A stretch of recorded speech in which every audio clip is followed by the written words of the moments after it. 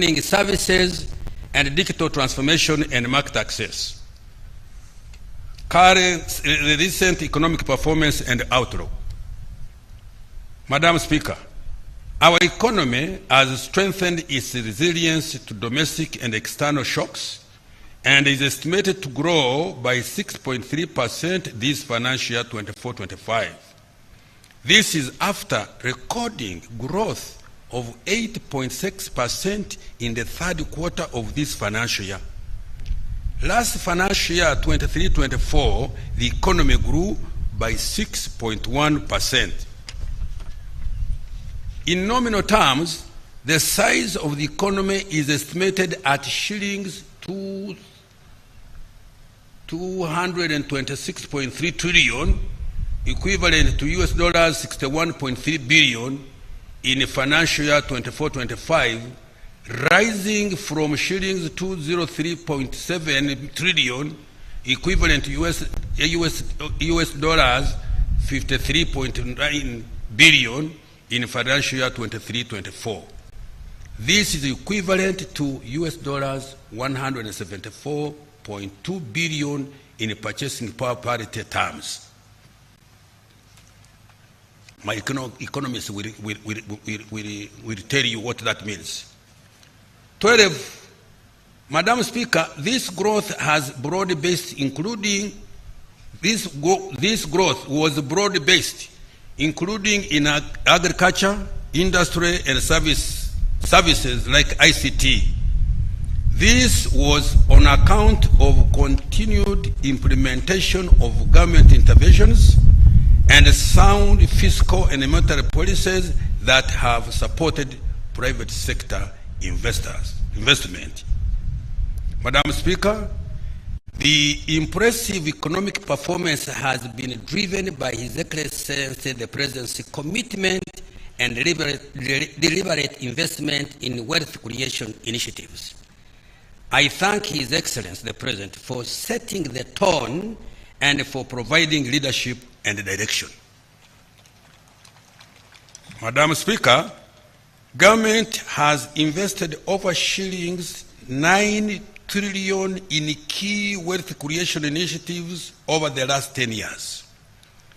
These include Uganda Development Bank, 4.45 trillion, the Parish Development Model, shillings 3.3 trillion by end of financial year 24-25, Emioga, shillings 553 billion, the Youth Livelihood Program, shillings 207.95 billion, the Small Business Recovery Fund, shillings 100 billion, the Agricultural Credit Facility, shillings 495 billion, the Youth Venture Capital Fund, shillings 12.5 billion, Uganda Women Entrepreneurship Program, shillings 168 billion,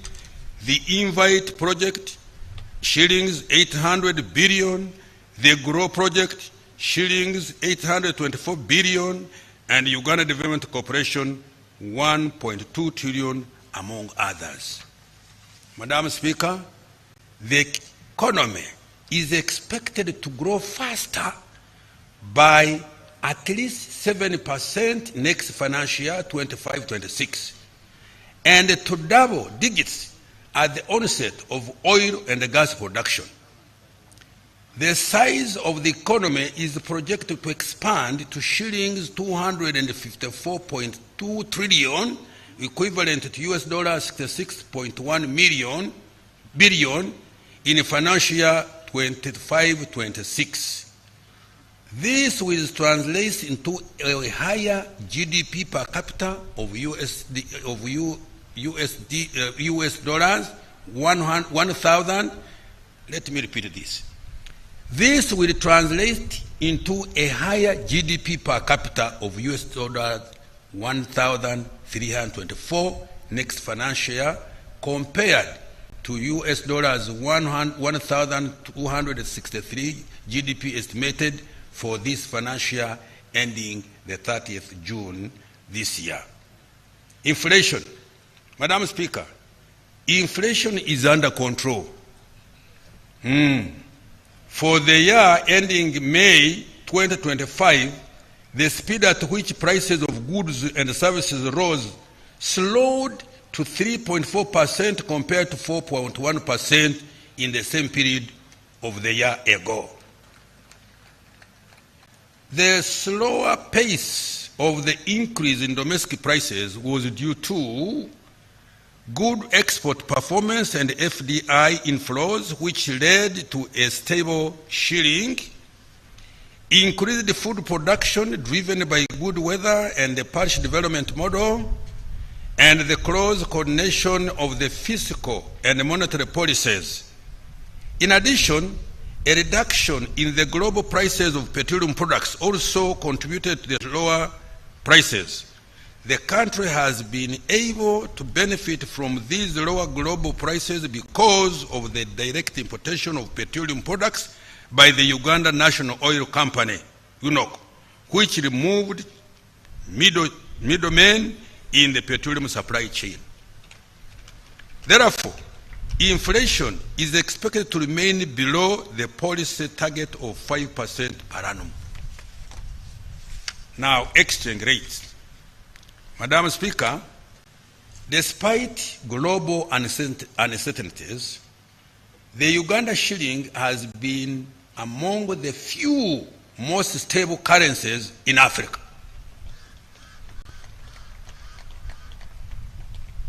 Can I repeat? Madam Speaker, despite global uncertainties, the Uganda shilling has been among the few most stable currencies in Africa. The shilling appreciated by 4% year on year in April 2025 compared to the same month in 2024. Uganda's shilling has been ranked the most stable currency in Africa according to the International Financial Statistics Division of the IMF.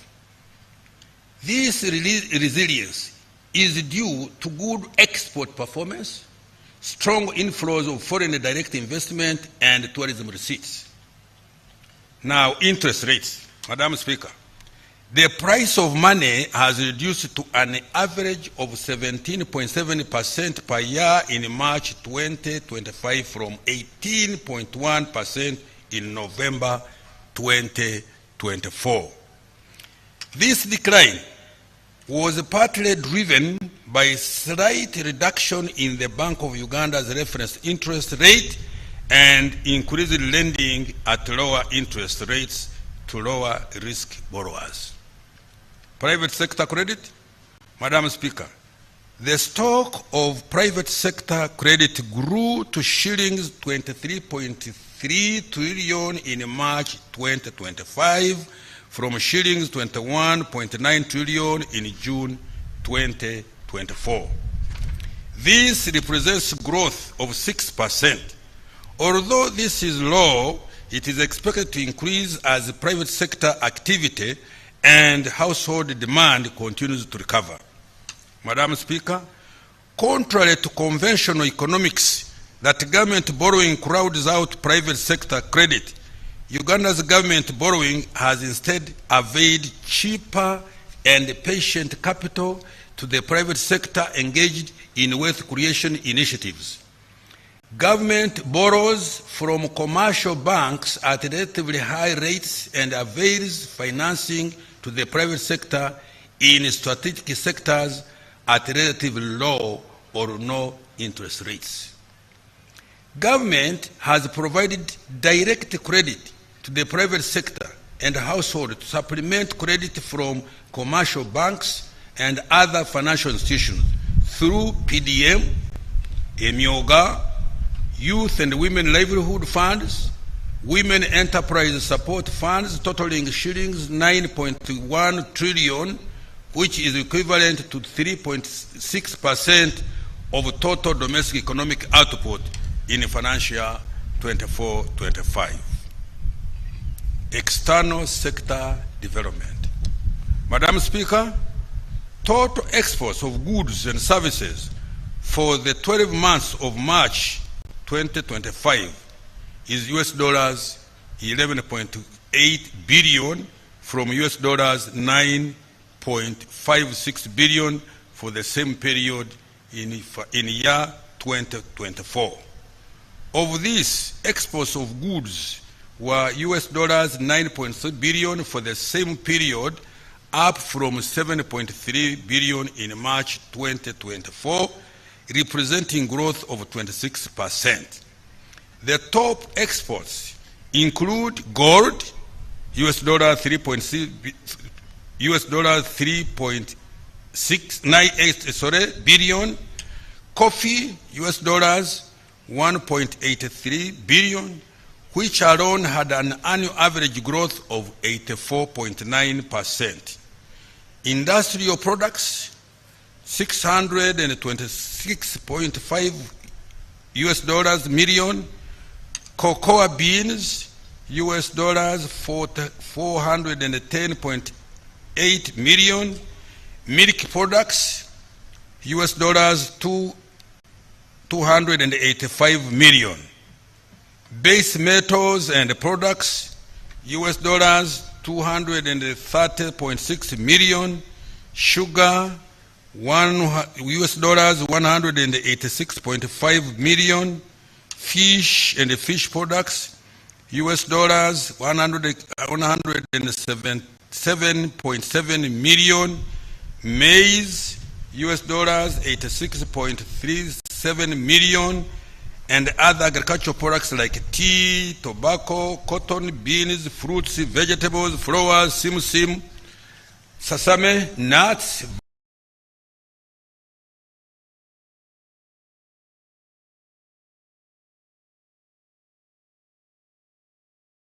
vanilla, and other grains, giving US dollars 575.9 million. Madam Speaker, this financial year, for the first time in the history of Uganda, coffee exports earnings not only exceeded the $1 billion mark, but are on track to double to US dollars 2 billion per year. While it took the country more than a century to reach US dollars 1 billion earnings per annum from coffee, it has taken just 1 year to double these earnings. This is an example of the kind of economic leap envisioned under the tenfold growth strategy. I therefore implore Ugandans to grow more coffee and, most importantly, add value to our coffee before we export it for higher earnings. Madam Speaker, for the year ending March 2025, the Middle East was Uganda's top export destination, followed by the East African Community, Asia, and the European Union. Uganda recorded large trade surpluses with the Middle East worth US dollars 186.3 million, and the European Union worth US dollars 117.7 million. The main export commodities to these markets were coffee, industrial, and mineral products. Madam Speaker, I wish to note that His Excellency the President, Madam Speaker, I wish to note that His Excellency the President's message and deliberate strategy of increasing the share of manufactured exports in total exports has started producing positive results. New research by the Harvard Economic Growth Lab shows that Uganda has become more complex for its level of income. This means that while earnings from traditional exports like coffee are significantly increasing, their contribution to the total export basket is declining. New products that require more advanced production technology than that expected for our level of income are contributing an increasing share of our total exports. According to the study, in the last 15 years, Uganda added 31 new products to its export basket. Among these are ICT equipment, serums and vaccines, medicines, new pneumatic tires, batteries, gas turbines, electric integrated circuits, transmission apparatus for radio, telephone and TV, measuring instruments, and instruments for physical and chemical analysis, and light manufactured products such as steel, processed food, cement, pharmaceuticals, dairy products, ceramics, and cloth. The country also has an opportunity of harnessing the production of 50 new complex products which are referred to as strategic bets. Tourism and foreign direct investment. Madam Speaker, tourism earnings have grown by 13.1% to US dollars 1.52 billion in 12 months to March 2025 from US dollars 1.36 billion during the same period in 2024. This impressive growth is attributed to the sustainable peace, increased competitiveness of Uganda's tourism industry, and government investment in strategic tourism infrastructure, including Uganda Airlines, remittances from Ugandans living and working abroad were US dollars 1.4 billion 12 months to March 2025, compared to US dollars 1.33 billion in the same period in 2024. Madam Speaker, Uganda has maintained its top ranking as one of the best investment destinations in Africa. Let me repeat this. Madam Speaker, Uganda has maintained its top ranking as one of the best investment destinations in Africa. Foreign direct investments were worth US dollar 3.4 billion in 12 months to March 2025, compared to US dollars 2.99 billion during the same period in 2024. This performance was due to improved competitiveness of our economy. Fiscal performance. Madam Speaker, revenue collection is projected at shilling 31.9 trillion this financial year ending June 2025, equivalent to about 14.3% of total domestic economic output or GDP. Total expenditure outturn is estimated at shillings 51.53 trillion this financial year, excluding Bank of Uganda securities and domestic financing date rollover. The budget deficit is estimated at 7.2% of GDP. Madam Speaker, government plans to collect shillings 37.2 trillion in domestic revenue next financial year 25-26. This will finance about 60% of the national budget. The rest of the budget will be financed through borrowing and grants. Madam Speaker, government has stepped up efforts to mobilize domestic revenue. Going forward, emphasis will be put on the following. 1. Broadening the tax base through strategic investment in the opportunities in agro-industry, tourism, minerals, including oil and gas, science, technology, and innovation, including ICT, as well as interventions that support wealth creation and the growth of small and medium enterprises. Eliminating corruption at URA through punishing corrupt officers and taxpayers who collude with URA staff, as well as leveraging digital platforms to minimize human interaction. 3. Enhancing implementation of electronic fiscal receipting and invoicing solutions, which is congregation FREs, digital tax stamps, rental tax solution, and regular audits, especially for transfer pricing. Combating smuggling at border points through extended surveillance using advanced technologies like scanners, drones, and tracking systems with increased patrols in high-risk areas. Rationalizing tax exemptions to focus on only those that support industrial policy and introducing sunset clauses. Amending tax laws to close loopholes that cause revenue leakage and providing clarity to encourage voluntary compliance. Strengthening URA, including recruitment and training of tax officers to effectively administer tax collection, and supporting local governments and revenue-generating public entities to increase revenue collection. Accountability for financial 24-25 and priorities for the financial 20-25-26.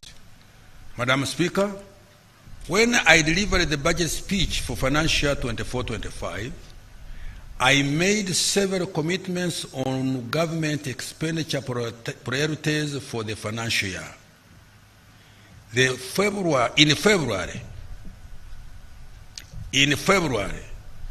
2025, I presented a detailed semi-annual budget performance report of this financial year to Parliament in line with the law.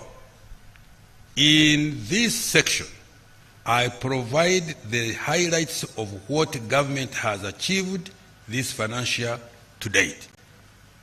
Madam Speaker, with respect to investing in people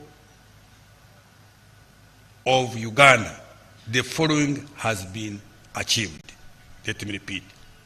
Madam Speaker, with respect to investing in the people of Uganda, the following has been achieved. Health. Madam Speaker, during this period, this financial year 24-25, the following milestones have been achieved in the health sector. 1. Government continued to invest in saving the lives of Ugandans by providing shillings 721 billion for healthcare supplies, general and essential medicines under the national medical stores. This included additional financing of shillings 100 billion for essential medicines, shillings 116.8 billion for RRVs, shillings 2.9 billion for anti-malaria medicines, shillings 17.8 billion for immunization supplies, and shillings 52.3 billion for laboratory supplies, and shillings 2.1 billion for anti-TB drugs. Government continued to improve healthcare infrastructure and equipment. For example, we completed, equipped, and commissioned 3 regional blood banks in Hoima, Arua, and Soroti. Operationalized 16 high-capacity oxygen plants across key regional referral hospitals. Continued infrastructure development and equipping of the 2 specialized centers for cancer and cardiovascular care.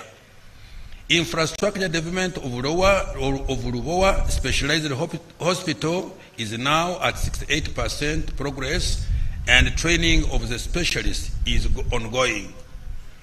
Constructed new maternity wards and the staff houses in the health center 2s that are being upgraded to health center 3s. Distributed 20 digital X-ray machines to general hospitals and installed CT scans in 14 out of 16 regional referral hospitals.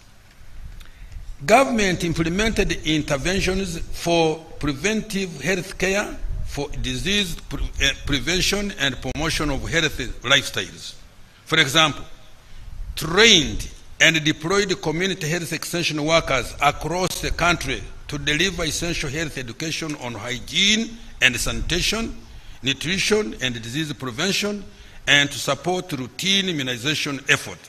Undertook residual spraying in 13 districts, which protected the lives of 2.7 billion people and 560,000 households against malaria, and introduced the malaria vaccine into the extended program on immunization targeting children under 5 years of age. He improved the digitization of healthcare services by extending connectivity of the electronic medical record system in 4 national referral hospitals and 16 regional referral hospitals. This has improved patient record management, drug dispensing, and monitoring the attendance of health workers. Strengthened the national ambulance and emergency care system by providing additional ambulances to improve the national emergency response and referral system.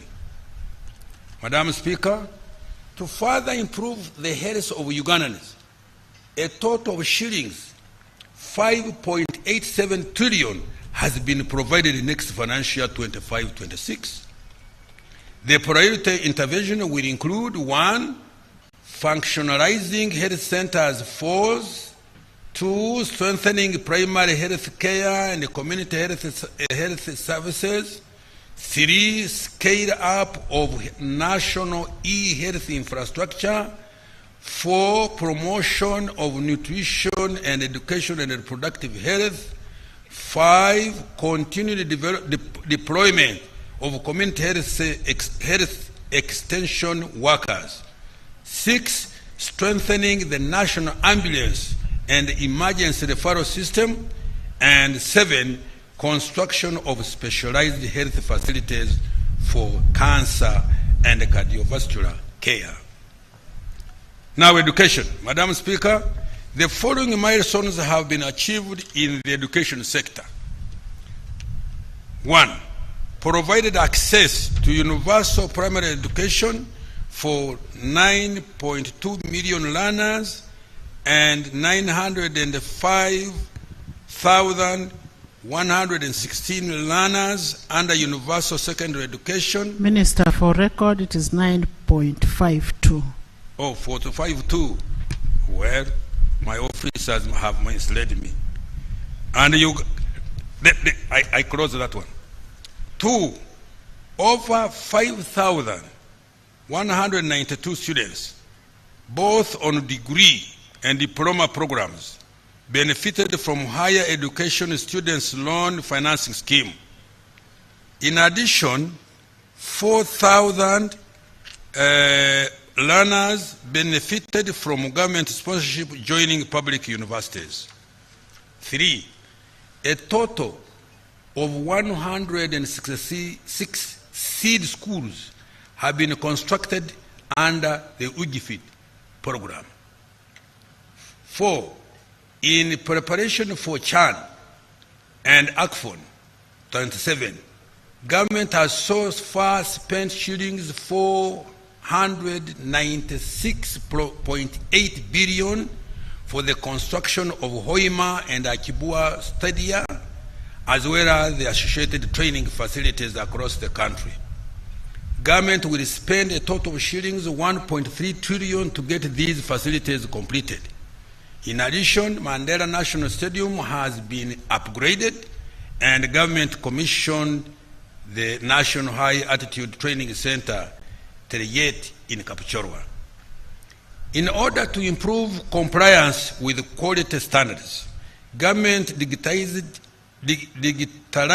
school inspections in all public schools and certificate awarding technical, vocational education and training institutions.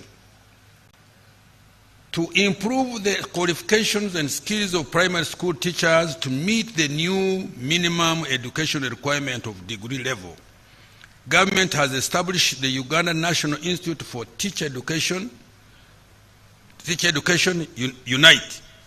So far, Unite has enrolled 1,000 students across 5 campuses and has been supported to undertake staff recruitment and take over the operations of 23 primary teachers' colleges to upgrade certificate teachers to diploma level. Rolled out the abridged A-level curriculum to implement the competence-based curriculum for A-level. A total of 357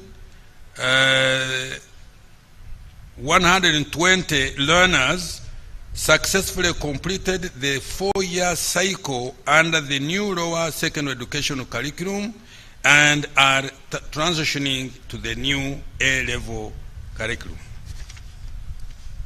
Implemented the TVET reform to increase industry participation in TVET training and delivery. A new TVET council, sector skills council, and the secretariat have been established with representation from various sectors.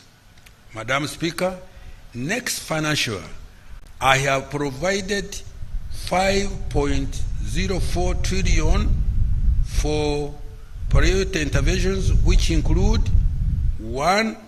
Continuing to provide free education to Ugandans under UPE, USE, and universal post-O-level education and training. 2. Providing sponsorship and student loans for higher education. 3. Rehabilitation of 120 traditional secondary schools and 31 special need primary schools. 4. Construction of 106 new seed schools and expansion of 61 existing secondary schools. 5.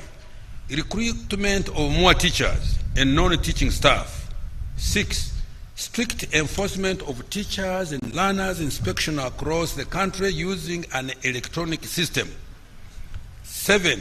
Providing textbooks and instructional materials to improve the textbook to student ratio to 1.13 from the current 1 to 1.5.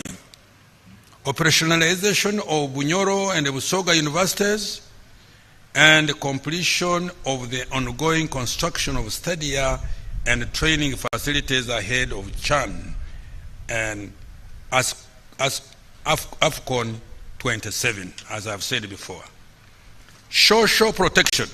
Madam Speaker, to keep our senior citizens healthy and to actively participate in socio-economic activities, government has divided shillings 811 billion, benefiting 702 older persons across the country under the social assistance grants for the elderly program, SAGE.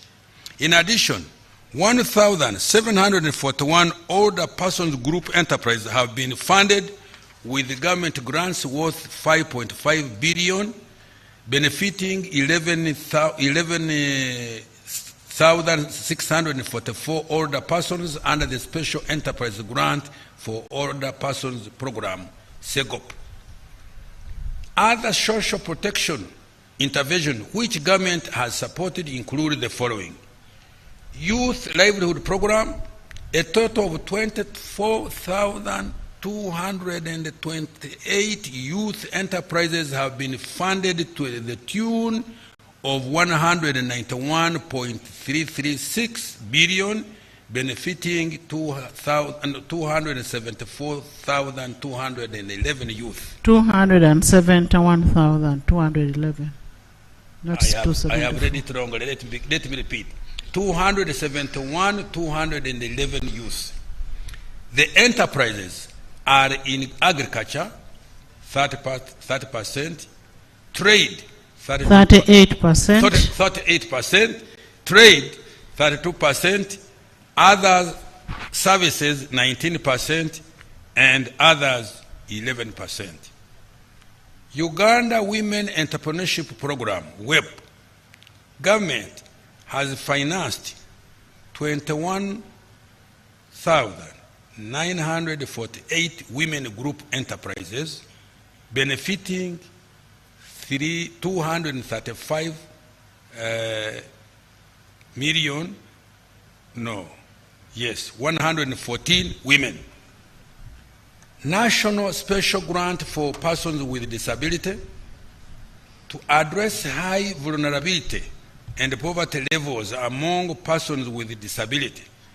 Government has supported 8,107 enterprises, benefiting to 50,900 persons. 59,901. 59,901 persons with disabilities.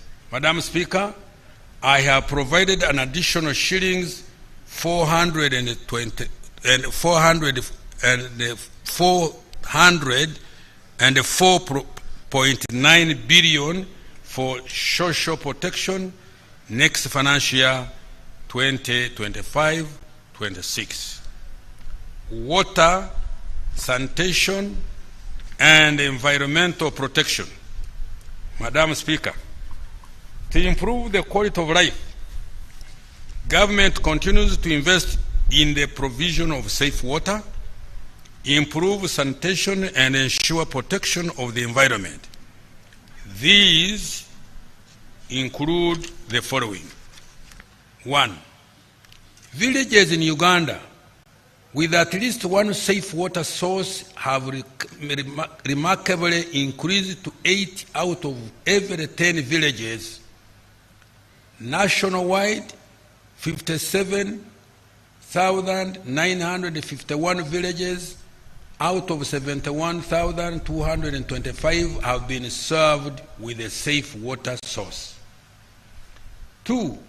Completed construction of 259 medium and large solar-powered water supply and sanitation systems and gravity flow schemes across the country. 3. Construction of 42 large solar-powered water supply systems is ongoing in Agago, Yumbe, Amudat, Kabong, Kasese, Kakumiro, Sembabule, Kisoro, Rubanda, Mbulamuti, Bulambuli, Kyenkwanzi, Mubende, Kyegegwa, Buyende, Nakaseke, Namayingo, Rakai, and Buvuma. With regard to clean water, construction of pipe-to-town water supply systems is ongoing in 32 towns. These include Namasale, Kakingor, Kamuli, Ngoma Town, Lunya, Karogo, Phase 2, Ishaka, Mobilizing, Nyakashaka, Bukumi, Kanapa, and Odongei. Construction is also ongoing in Parabekar, Rhino Camp, Aradufile, Lubeli Refugee Settlement, Bulori, Nyanseke, Busale, Kibuzi, and expansion in 2 towns of Kiboga and Zigoti. Other beneficial towns are Lamuo, Lacheskot, Ir, Lorenga Kora, Chora, Manafwa, Butaleja Busorwe, Terinyi, Kibuku, Kadama, Budaka, Kaliro, Namungarwe, Rukungiri, and Obongi. Construction of various water supply systems in 26 districts is at varying levels of physical progress.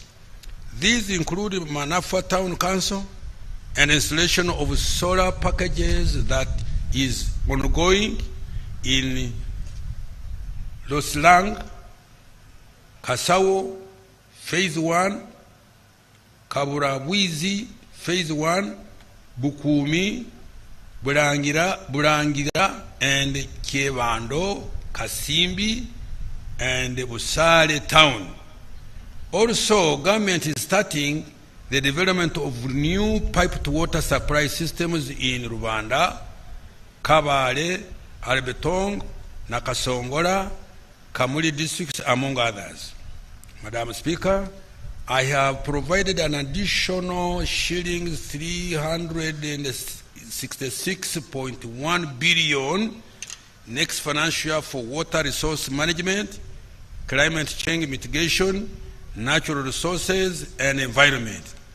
The priority interventions include construction of water supply infrastructure to increase service in the underserved communities in rural, urban, and refugee settlements, increasing rehabilitation and expansion of existing water, sanitation, and hygiene infrastructure, and increasing forest and wetland cover. Madam Speaker, overall, I have allocated a total of shillings 11.44 trillion next financial year towards investing in the people of Uganda through health, education, social protection, and water and sanitation. Now, wealth creation programs. Madam Speaker, wealth creation programs have proved effective in integrating lower-income Ugandans into the economy. As already reported, poverty and inequality have reduced thanks to the following opportunity equalizing initiatives that government has implemented. Parish development model. Madam Speaker, by 30th June this year, a total of shillings 3.3 trillion will have been transferred to 10,589 parishes across the country to transform the household still in subsistence to join the money economy. Each parish gets shillings 100,000 per year. So far, the PDM funds have reached 2.63 million beneficiaries in all districts and the parishes. The beneficiaries have invested 45% of the money in cash and food crops such as maize, cassava, onions, bananas, and Irish potatoes, 36% in livestock such as piggery, goats, beef cattle, dairy cattle, and sheep, 20% in poultry, and 6% in other enterprises. These investments are changing the lives of Ugandans by boosting household incomes, enhancing food security, and creating employment opportunities at local level countrywide. Madam Speaker, PDM operations have been fully digitized to ensure secure and smooth flow of the government grants directly from the National Treasury to the beneficiaries. Government using the National Identification Number, NIN, and the PDM information system to identify the beneficiaries, the Wendy application to send the money, and the Zaidi application to monitor and ensure that the money goes to the right beneficiaries and that they are using it to finance the right enterprises. This has enhanced efficiency and convenience in access and helped to reduce corruption in the PDM operations. Effective next year, every parish chief will make use of the PDMs to prepare an annual report on the state of their parish economy and asset register, the SPEAR report. This report will enable tracking of progress towards full monetization of the economy for every parish. Madam Speaker, I have provided an additional 1.059 trillion next financial year 25-26 for further capitalization of the PDM. This will avail an additional shillings 100 million per parish for households that have not yet benefited from the PDM. Government has also provided money to pay for the bank charges to ensure that beneficiaries receive the full amount of shillings 1 million each. Government is also providing a grant of 500,000 shillings for persons with disability over and above the loan of 1 shilling million to cater for the additional access requirements. Madam Speaker, in order to add value to and guarantee markets for PDM outputs, government has stepped up investment in agro-industry through vertical and horizontal value addition. This is targeting production of higher value multi-input products such as nutritional foods, baby foods that use several products like milk, eggs, and maize, and fruits and vegetables. Now, agricultural credit facility. Madam Speaker, government has injected a total of shillings 413.4 billion in the SEF since its establishment in 2010.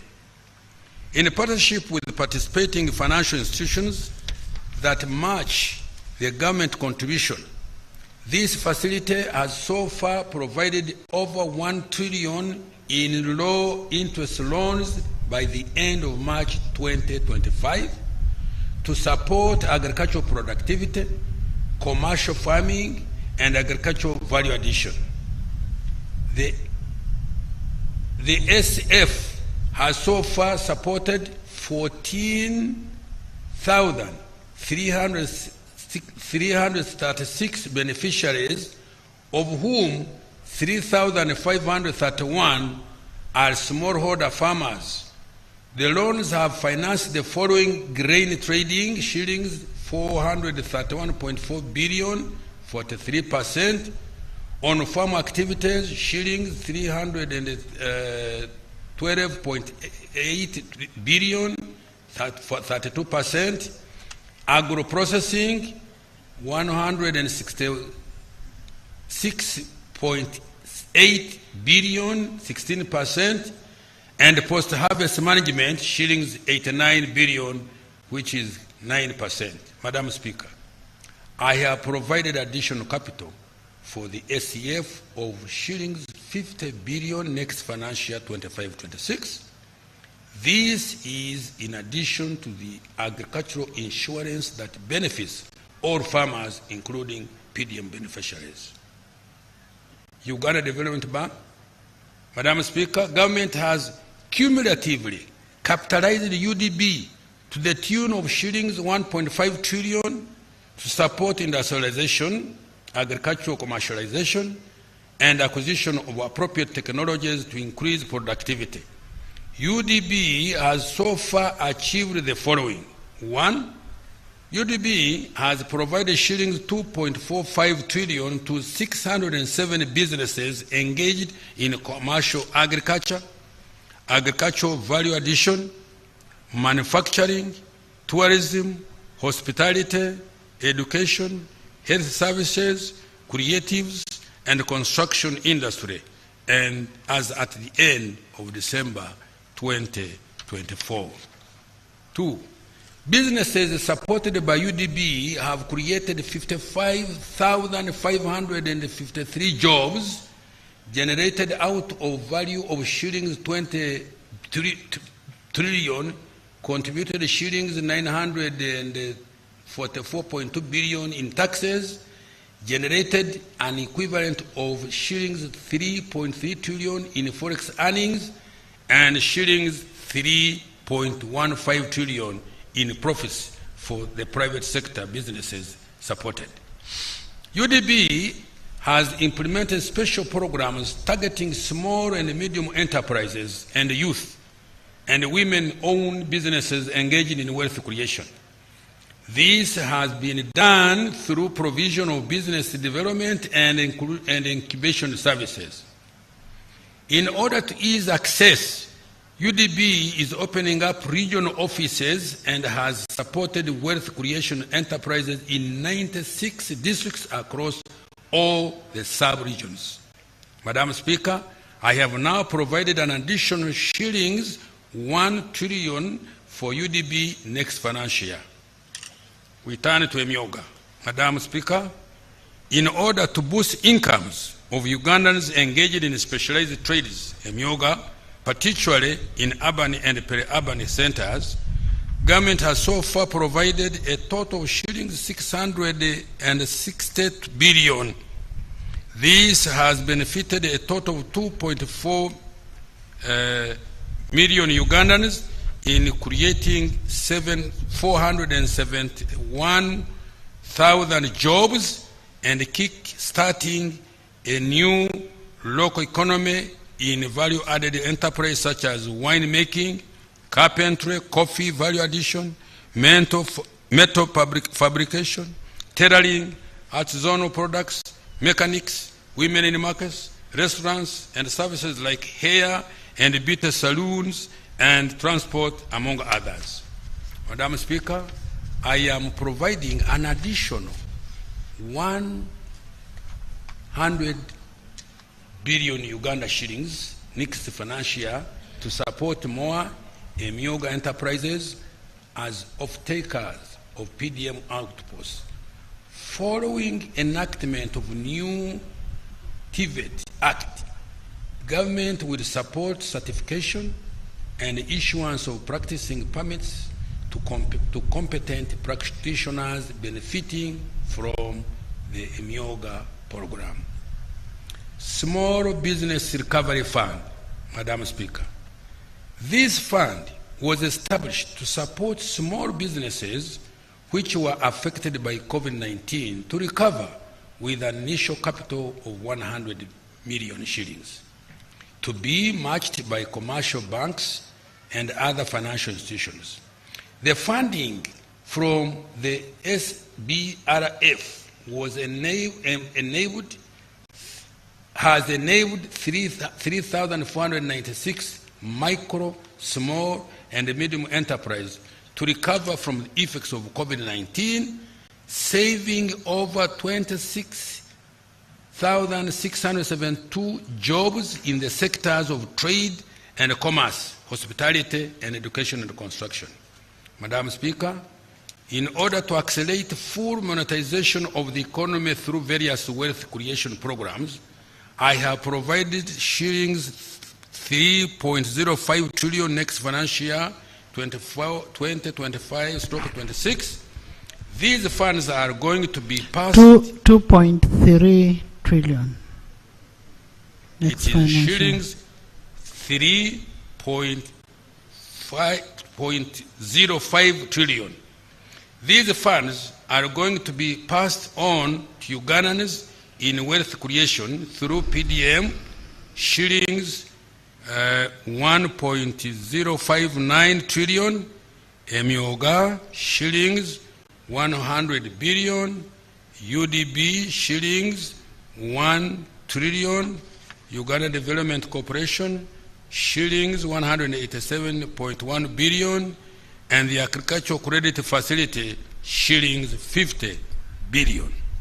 Others include GROW, generating growth opportunities and productive for women enterprise, 231.3 billion, Invite, investment for industrial transformation and empowerment, shillings 275.1 billion, presidential zonal industrial hubs and skilling initiatives, shillings 58.5 billion, to turn youth into manufacturers, and support to microfinance, shillings 48.5 billion.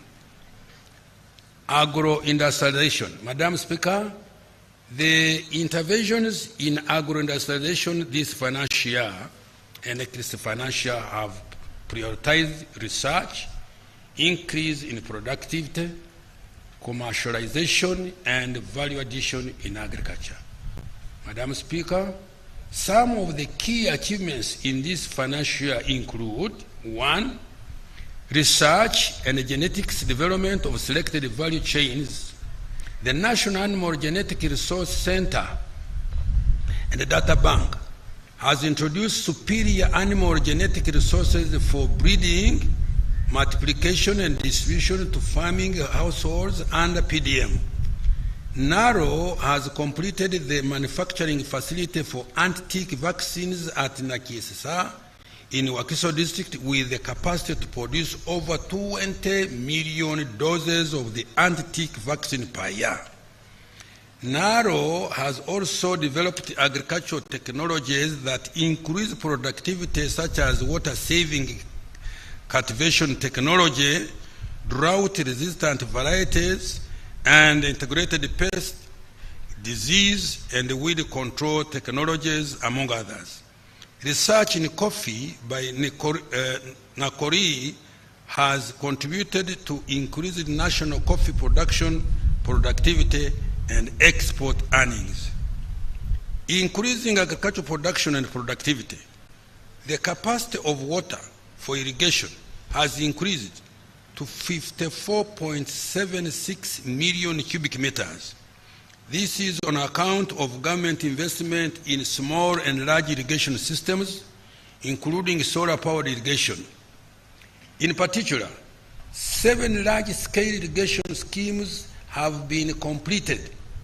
These include Ngenge in Kweni district, Luwengaju in Kabarole, Tochi in Oyam, Mobuktu in Kasese, Olwenyi in Kira, Lira, Doho 2 in Butareja, and Wadlei in Pakwach. Another 3 irrigation schemes are currently under construction. These are Akomai in Bukedia district, Atari in Kweni Bulambuli district, and Namatala covering Budaka, Mbale, Butaleja districts. Madam Speaker, another 142 solar-powered irrigation and water supply schemes have been completed across the country.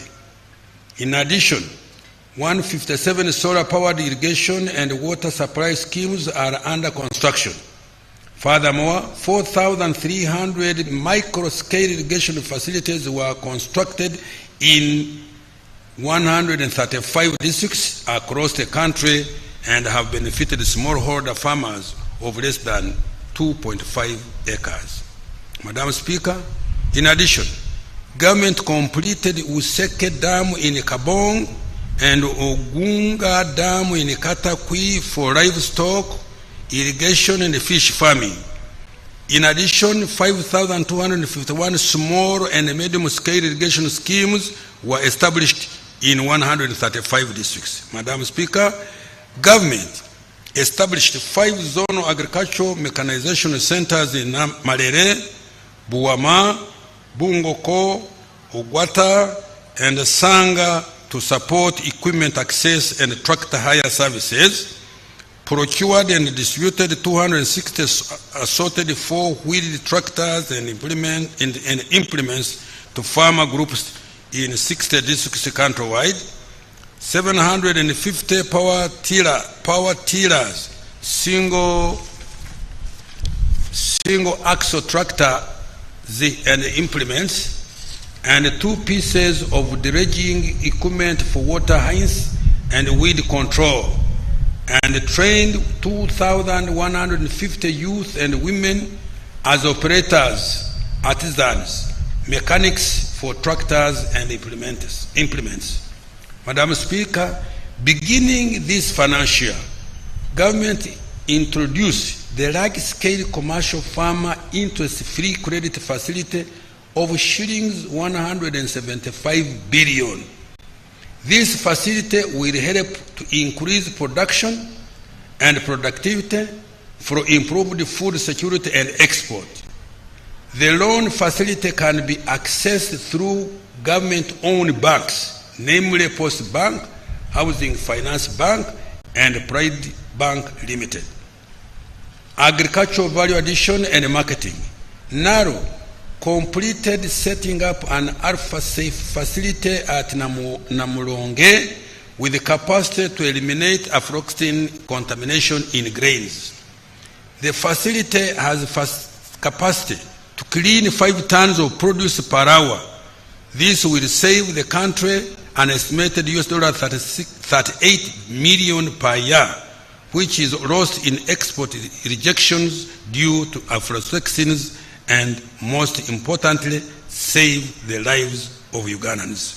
Madam Speaker, to add value to agricultural produce, government constructed 11 agro-processing and storage facilities to increase opportunities for value addition and access to higher value markets. These include Rwimi Rice Processing Facility in Bunyangabu, Kasina Maize Processing Facility in Kyenjojo, Kigoyera Maize Processing Facility in Kyenjojo, Itojo Maize and Rice Processing Facility in Ntoroko, Nombe Coffee Processing Facility in Ntoroko, Apara Oil Seed Processing Facility in Alebetong, Gatianga Coffee Processing Facility in Bunyangabu, Akorinmonyin Rice Processing Facility in Katakwi, Kajamaka Rice Processing Facility in Kumi, Chikwata Coffee Processing Facility in Nakaseke, and Chiwoko Maize Processing Facility in Nakaseke again. Madam Speaker, government is strengthening partnerships with the private sector through Uganda Development Corporation to support local value addition and manufacturing in a wide range of agricultural value chains. These investments include Soroti Fruit Factory, Budadiri Arabic Coffee, Mbale Growers Tea Factory, Mabale Growers Tea Factory, Kayonza Growers Tea Factory, Bukona Agro Processors, Atiaka Sugar Factory, and Yumbe Fruit Factory. Madam Speaker, as a part of the effort to increase access of Uganda's products to international markets, we dispatched the inaugural exports of coffee and milk to Serbia and Algeria, respectively.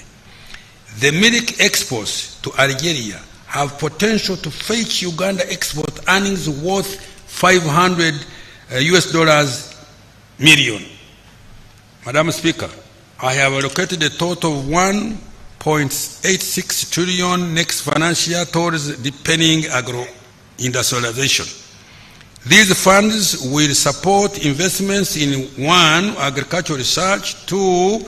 Agricultural inputs including fertilizers, 3. Water for irrigation, 4. Extension services, 5. Agro-processing and value addition, 6. Post-harvest handling and storage facilities, 7. Inspection, surveillance, certification, enforcement of quality standards, and market access. Now we turn to tourism development.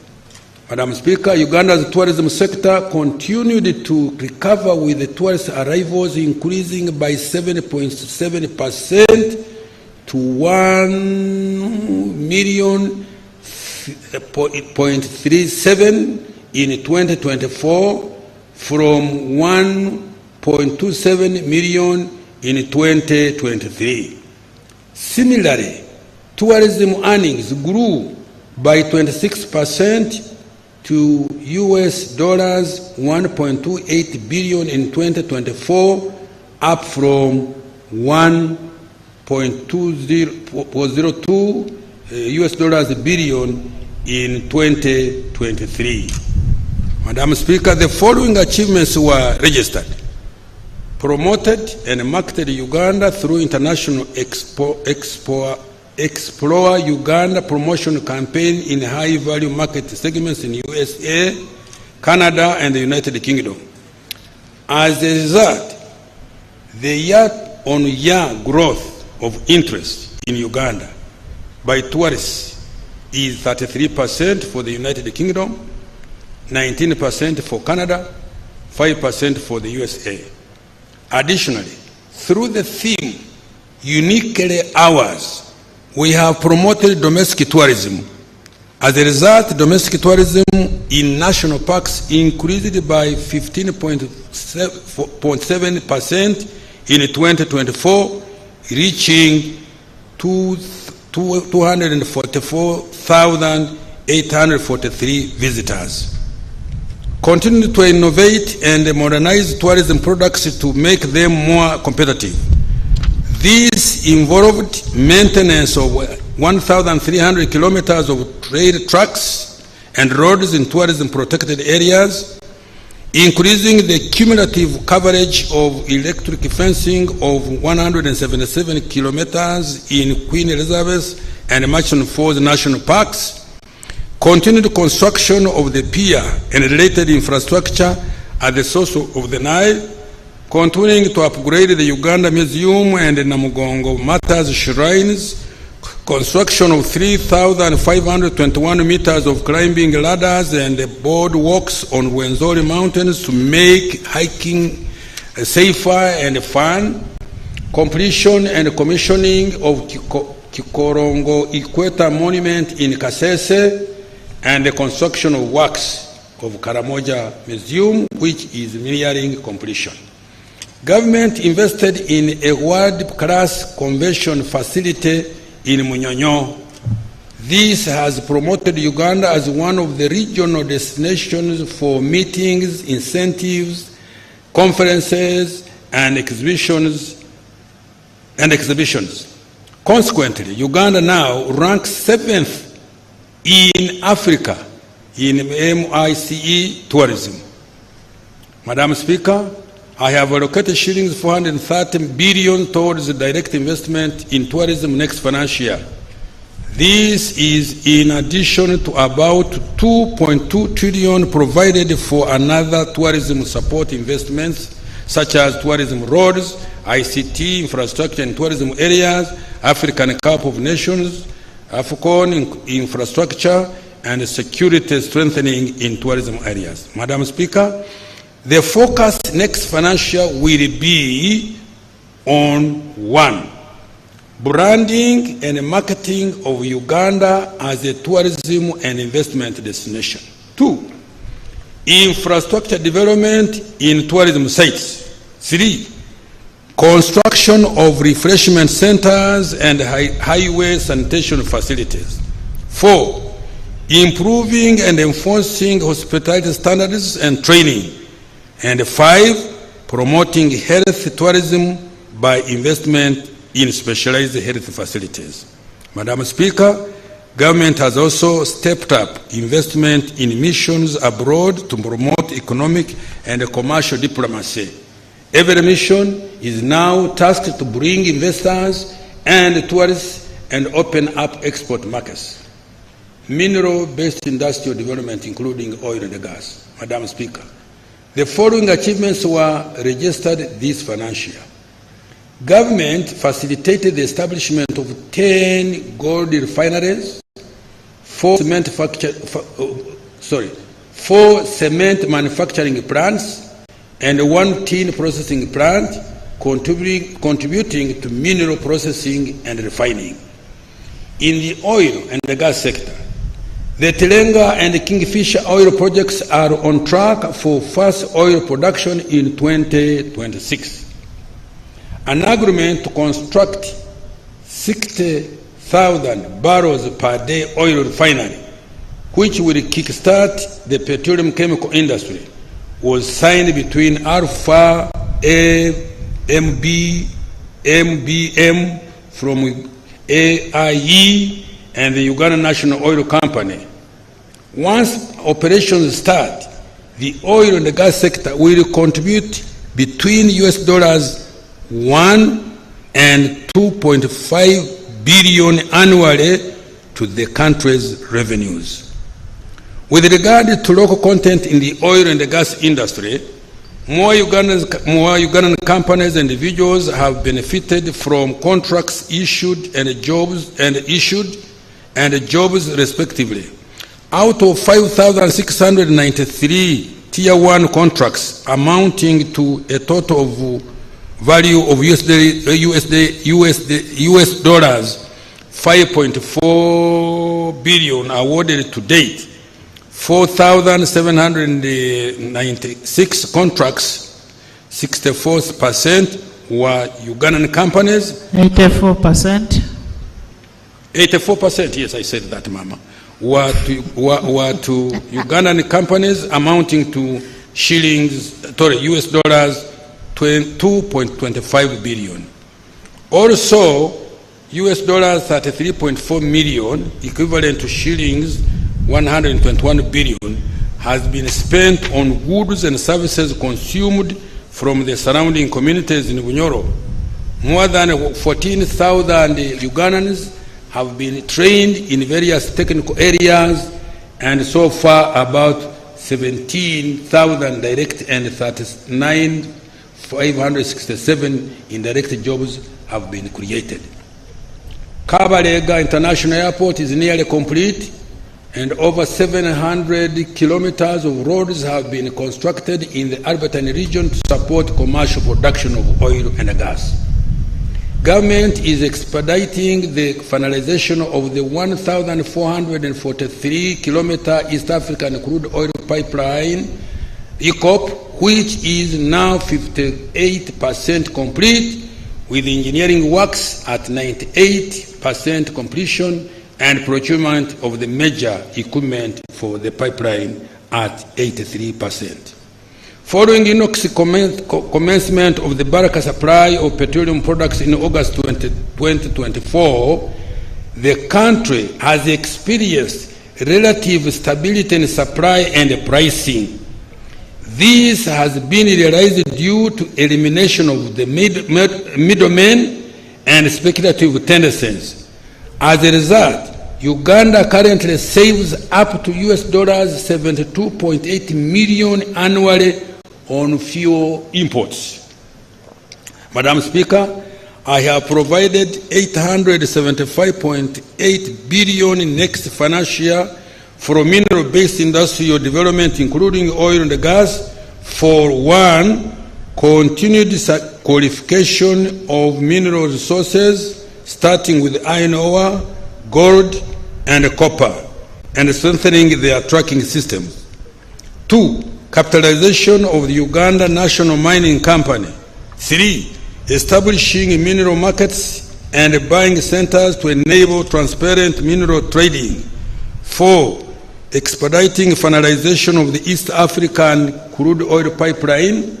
And five, prioritizing of the construction of the oil refinery and refined products pipeline, among others. Science, technology, and innovation, including ICT and creative industry. Madam Speaker, STI, including ICT and creative arts, provide an important avenue for the country to develop high-tech exports and add new sources of growth and jobs.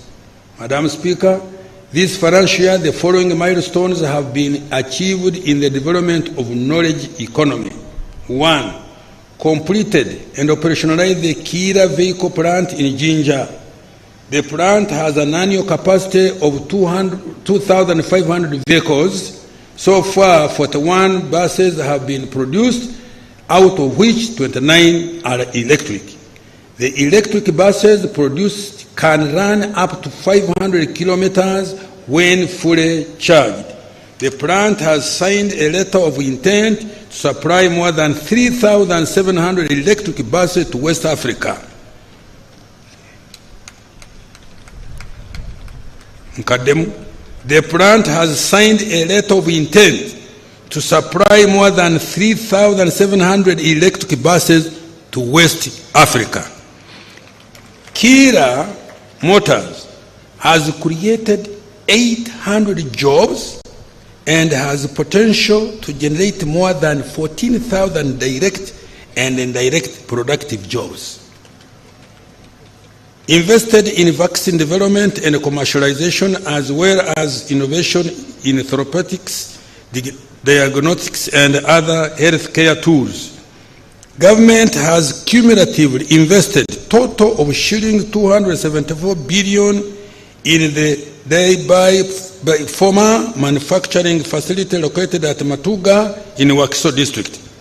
The facility is now licensed by the National Drug Authority and has started manufacturing generic drugs such as tablets, capsules, powders, non-antibiotic drugs, and antifungal drugs, among others. Madam Speaker, government is making progress in development of vaccines for the Crimean Congo, hemorrhagic fever, and Rift Valley virus. We also completed accreditation of the Alphasan vaccine manufacturing facility to produce anti-tick vaccines.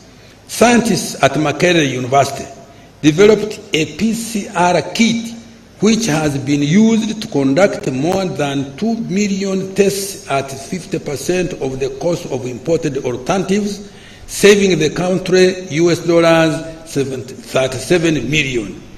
Gulu University developed highly effective rapid testing kits for crop diseases for cassava and sweet potatoes. Madam Speaker, government has invested in a coffee factory in Intungam to fast-track local value addition to coffee. The factory will have 3 processing lines for roastery, freeze, dry, and spray dry technology to produce instant roast and ground coffee, respectively. The roastery line has started production and other processing lines are at 50% installation. The banana value addition facility in Bushenyi has started production. Oh, Katonda yebazibwe. The plant is producing several value-added products like banana flour used in bread, cakes, biscuits, and baby food. The plant is increasing automation and capacity to 140 metric tons from 14 metric tons. It has started penetrating the local and international markets with orders from South Korea, the Middle East, South Africa, Italy, and USA. Madam Speaker, with regard to ICT, government has continued to expand internet connectivity and digital infrastructure across the country. The geographical coverage of broadband internet connectivity stands at 72% of the country, covering 4,387 kilometers. Government has increased the digitization of service delivery to improve efficiency, promote transparency, and reduce bureaucracy. Madam Speaker, a total of 36 electronic services have been developed and rolled out. Some of these include online business registration system, electronic government procurement, and the online passport, visa, national ID, and driving license application system.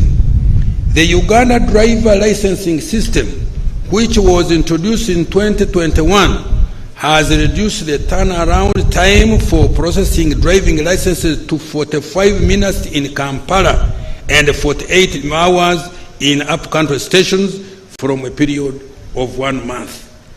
To support business process sourcing, government has licensed over 50 companies that have created over 10,000 jobs, mainly for the youth that provide online services internationally. Madam Speaker, with regard to the creative arts, government provided 10 billion to the creative arts industry. This was to support the artists to recover from the effects of COVID-19 and create a revolving fund to support younger talents to create wealth and jobs. Madam Speaker, I have provided shillings 835.98 billion for science, technology, and innovation, including ICT and the creative arts industry.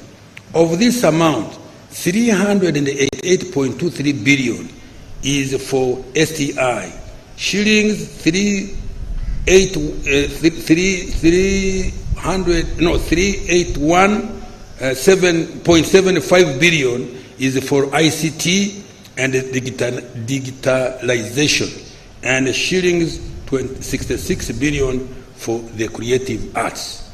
Madam Speaker, these funds will be utilized for: 1, establishing a high-tech city to support development of technologies and innovations; 2, taking STI products to the market, especially Kira motor vehicles, coffee, day-by farmer, drugs, vaccines, and banana products; additional investment in R&D and innovation; increasing coverage, reliability, and affordability of Internet; enhancing digitization of government services and e-commerce; promoting BPO for job creation; acquiring a home for creative artists for their production and innovation; fast-tracking the Copyright and Neighboring Rights Act to protect intellectual property and artistic works; and finally, further capitalization of the revolving fund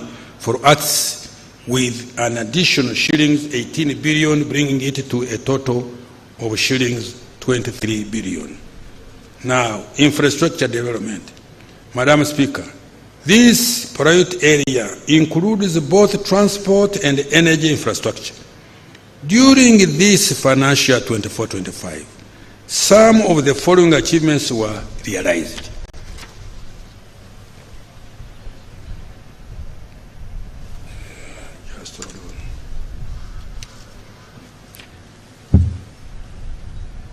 Integrated transport infrastructure and services. Madam Speaker, the road network that is tarmacked now stands at 6,287.6 kilometers, representing about 30% of the national road network compared to 3,112 kilometers in financial 2010-11. With this improved road network, the travel time, for example, from Malaba to Kisoro by road reduced from 48 hours, 2 days, to about 10 hours. This will further improve with the completion of the Kampala-Jinja and Busegampigi Express highways. Uganda is now connected by tarmac roads at all its major international border points, from the South Sudan border, Kitgum, Nimule, Oraba, in Acholi and West Nile, to the southern border of Tanzania, Mutukula, Rwanda, Mirama Hill, Katuna, and Chanika, and the Congo border, Bunagana, and from the Kenya border, Wakaka, Maraba, and Busia, to the Congo border, Mpondwe, Busunga, and Kaisotonya in the west. Madam Speaker, despite the challenges faced in the road sector this financial year, we continue to make progress as follows. 1, rehabilitated a total of 125 kilometers on several ongoing projects. 2, upgraded over 100 kilometers of roads to paved bituminous standards on several ongoing projects. 3, government fully disbursed shillings 579 billion, which was used for maintenance of national, districts, urban, and community access roads.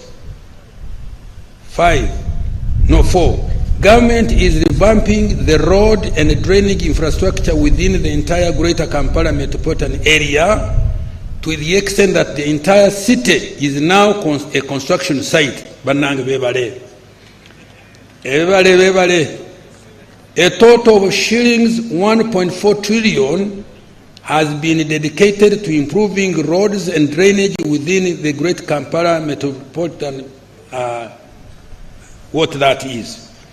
To deal with the traffic congestion arising out of gridlock generated by roundabouts, all major junctions are being improved and signaled with traffic lights. The Kampala flyover and road upgrading project has been completed. Beverly. Construction of 10 bridges is ongoing at an average of 74.7% progress. Madam Speaker, next financial year, government has significantly increased the budget for road infrastructure development. I have allocated an additional 790 billion, bringing the total budget for roads to 4.28 trillion. The following will be prioritized next financial year. 1. Start construction and complete ongoing works for road projects as highlighted by His Excellency the President in his State of the Nation address. In addition, the roads which had been left out to be prioritized are Puranga Acholi-Bur, 64 kilometers, Kampala Gayaza Karaji, 33 kilometers, Lugazi Wikwekiyindi, 28 kilometers, Kabwohe Wiziwera Nyakambu Nsika Nyakabirizi, 92.2 kilometers, Kisubi Nakauka Natete Kasanje Impigi Mauguru Nanziga Maya Buaya, 71 kilometers, Busega-Mpigi 10 kilometers, Najanankumbi Usabara 11 kilometers, Lusalira Nkonge Lumegere Sembabule 97 kilometers, Karugutu Ntoroko 50 kilometers, Kabale Lake Bunyonyi 15.1 kilometers, Kisoro Nkuringo Lubugiri Muko 70 kilometers, Laropi Moyo Afoji 39 kilometers, including a bridge at Laropi, Koboko Yumbe Moyo 105 kilometers, Namagumba Budadiri Karugugu 33 kilometers, Tororo Busia 25 kilometers, Katuna Mukono Kamuganguzi 104 kilometers, Moroto Lokitanyara 42 kilometers, Hamurwa Kerere Kanungu 47 kilometers, Liantonde Kashagama Nyabitanga Ntusi 57.7 kilometers, Isingiro Rugaga Mutukula Ngarama Kashumba on the border with Tanzania 164 kilometers. I hope my friends who are talking to me yesterday, I have satisfied you. Masindi Bridge and Karuma Bridge. Start construction and complete ongoing works for bridges as highlighted by His Excellency the President in his State of the Nation address. 3. Commence implementation of the Kampala-Jinja Express Highway through public-private partnership framework. And 4. Prioritize maintenance of the core national road transport network and DUCA. Railway transport, Madam Speaker, in November 2024, His Excellency the President launched construction of 272-kilometer standard gauge railway from Malaba to Kampala. The SGR is a strategic investment for our country. It will cut cargo transport costs by half from the current $120 per ton and reduce transit time from Mombasa to Kampala from 7 days to 1 day, turning Uganda into a land-linked country as opposed to being landlocked. These initial works, the initial works for construction of the standard gauge railway have started. Madam Speaker, government has completed the refurbishment and commissioning of the Mukono-Kampala meter gauge railway line. In addition, rehabilitation of the 375 kilometers of the Tororo to Gulu meter gauge railway will be completed by February 2026. Madam Speaker, next financial year, priority intervention will include completing the rehabilitation of Tororo-Gulu meter gauge railway line, refurbishment of the Mukono-Jinja meter gauge railway line, and construction of the standard gauge railway from Kampala to Malaba. Now, water transport. Madam Speaker, government has constructed and maintained a number of ferries providing essential services to connect isolated communities and facilitate access to markets. Government will continue to operate and maintain these ferries next financial year, in addition to continued development of Kasa Port, completing construction of 2 ferries for Bukungu, Kaberamaido, Kagwara, and the 2 ferries for Lake Bunyonyi. Air transport. Madam Speaker, since the revival of Uganda Airlines 5 years ago, by His Excellency the President, connectivity has improved within the continent, the Middle East, Asia, and the United Kingdom. The airline is now flying to 17 direct destinations, which has contributed to reduce travel time at more affordable costs. Madam Speaker, the competition brought about by the airline has forced other regional airlines to reduce the cost of their air tickets. For example, a return air ticket to Nairobi has stabilized at about $300 compared to $800 in 2019. Madam Speaker, the airline is supporting trade and tourism in addition to business air travel. The national airline is now the largest operator and has 24% market share of all air travel out of Entebbe Airport, up from 4% in 2019. Its revenue has increased to shillings 319 billion in financial 23-24 from 28 billion only in 1920.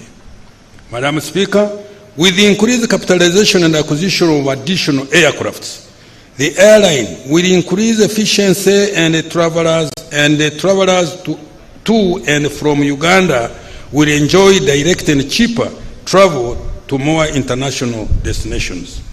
Madam Speaker, the upgrade, rehabilitation and expansion of Entebbe International Airport is nearly complete. The expanded airport has a new cargo facility and a new passenger terminal, among others. This is going to further improve the passenger experience and the trade and tourism. Madam Speaker, next financial year 2025-26, priority intervention will include 1.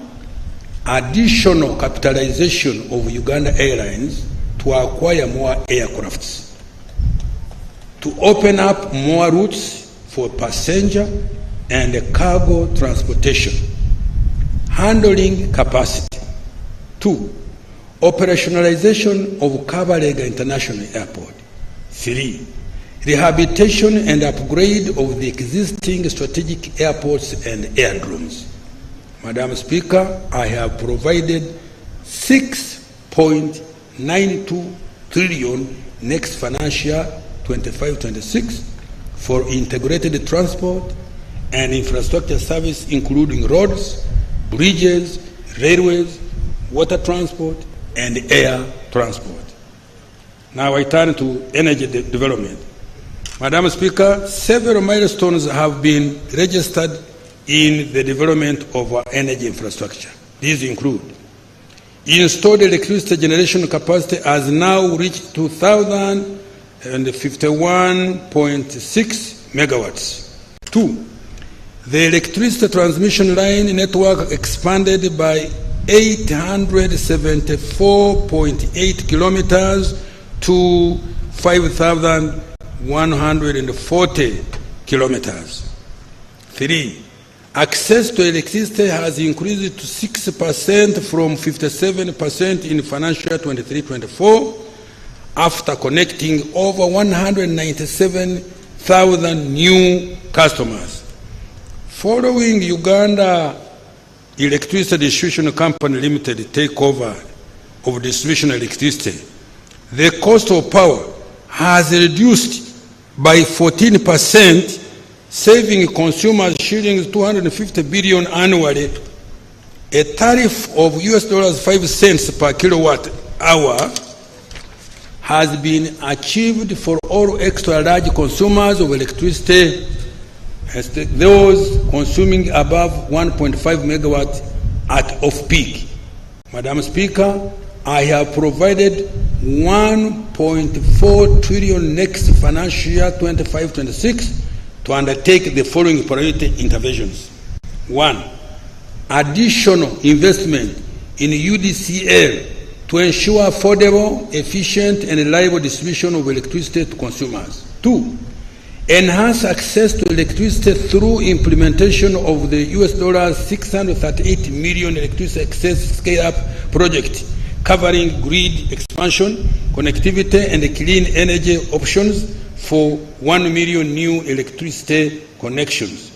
Further, government will continue investing in priority transmission lines and substations, particularly to the industrial parks, growth centers, and other strategic manufacturing facilities like the clinker factory in Moroto, Karamoja, the fertilizer factory in Kampiringisa Mpigi, Simba cement factory in Imbarara, Western Uganda, Day by Farmer in Matuga, Wakiso district, and the coffee factory in Ntungamo, among others. Commence development of new power generation plants to meet growing demand. These include new hydropower plants at Ayago and Oryang in Nyoya district, and Kiba in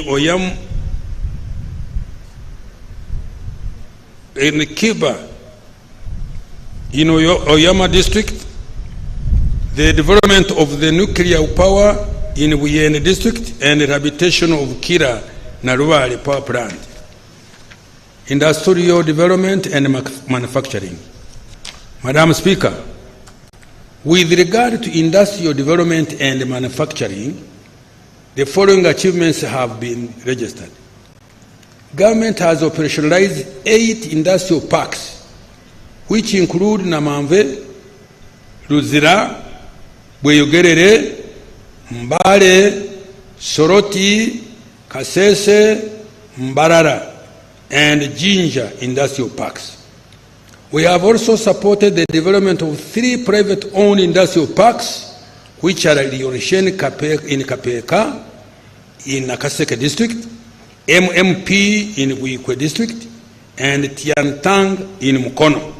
To date, a total of 628 companies, stroke industries, have been allotted land within the various industrial parks, 47% of which are in manufacturing.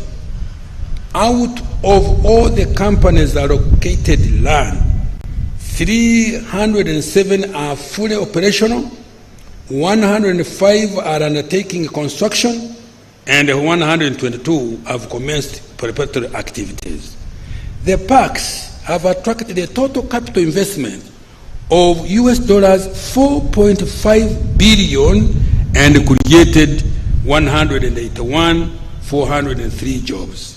Madam Speaker, several industrial parks have become centers of innovation, hosting firms that have introduced new technologies and products, such as a single HIV-P, Quality Chemicals Limited, GIS Transformers, Orion Electricals, Plastic to Fabric Recycling, Fay Long Investment Limited, locally manufactured electric vehicles, Kira Motors, the first powder-free surgical gloves, East African medical vitals, and import substitution products like fridges, transformers,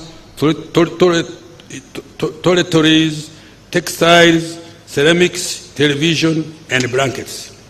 Government has supported industrialization by investing in strategic manufacturing facilities through Uganda Development Corporation with a total investment of 1.2 trillion.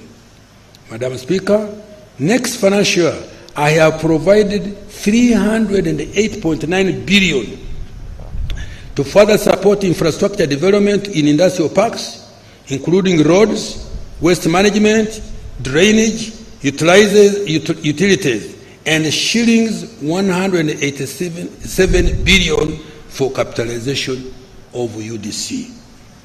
Security, good governance, and the rule of law. Madam Speaker, security, good governance, and the rule of law are the foundation for socio-economic transformation. Everybody knows that.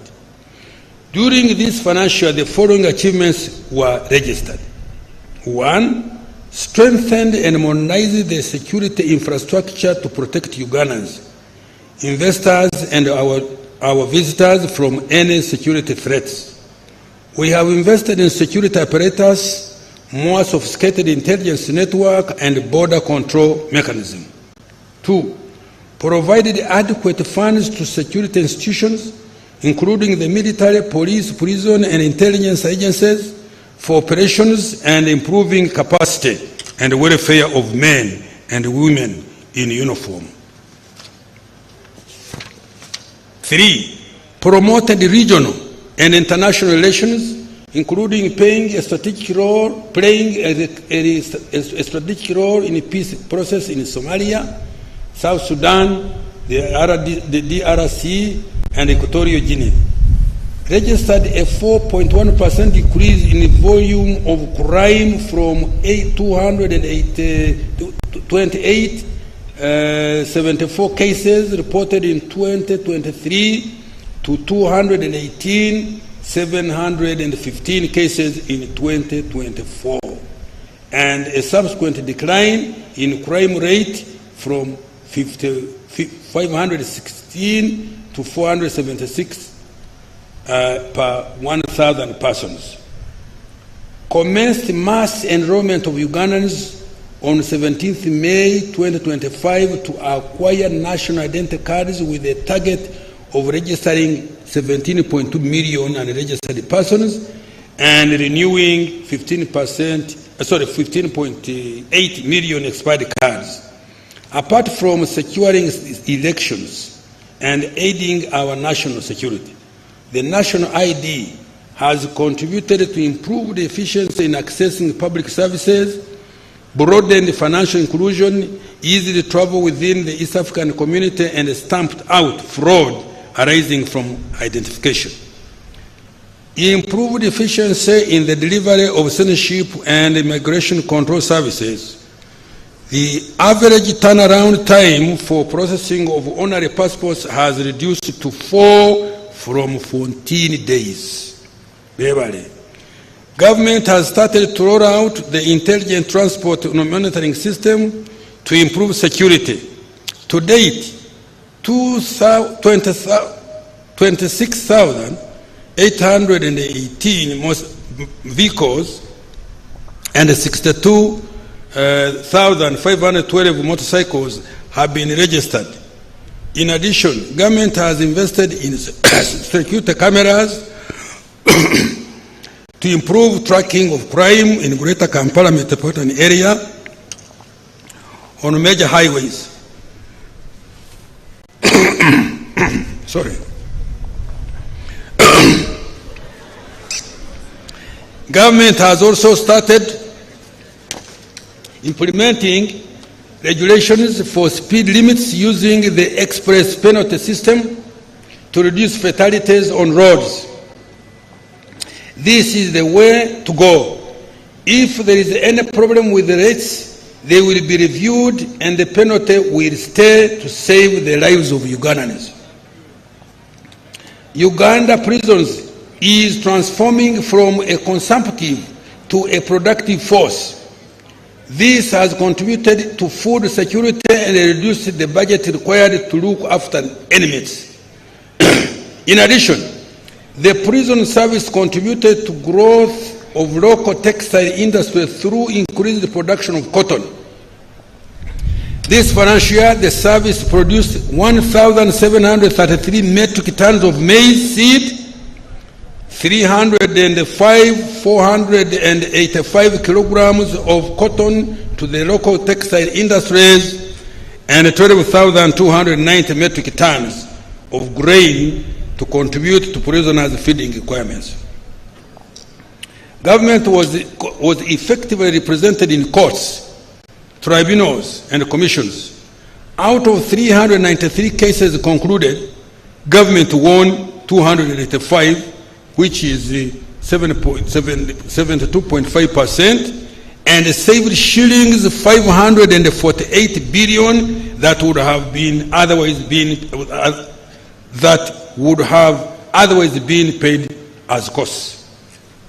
Government implemented the NRA manifesto commitment on cattle compensation in the Acholi, Rango, and Teso sub-regions.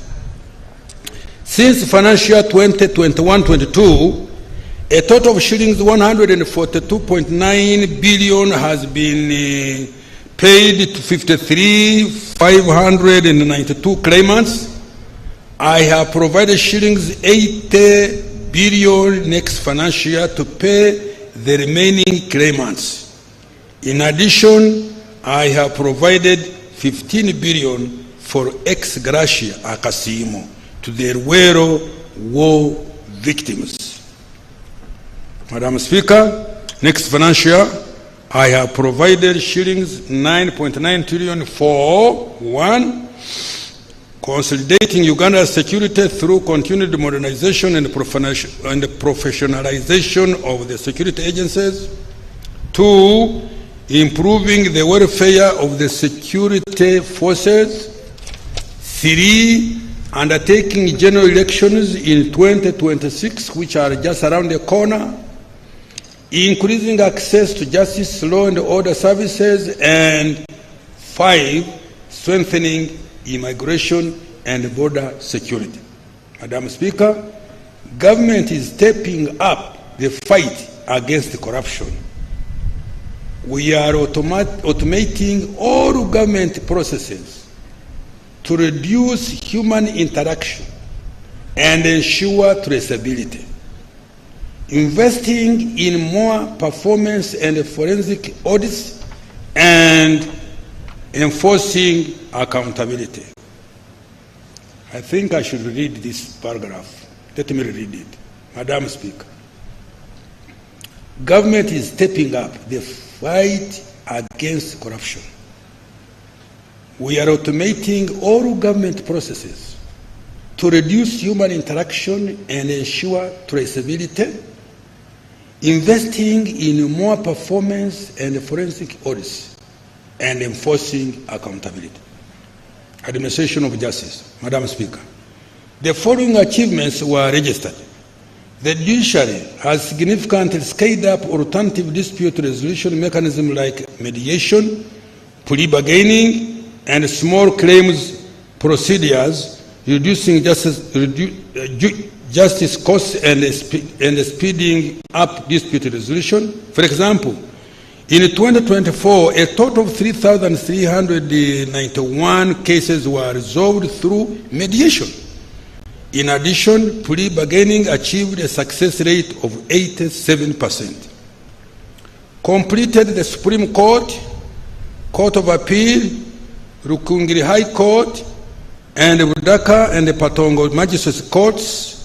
5 new High Courts court circuits in Wakiso, Entebbe, Kumi, Rugazi, Patongo, and 10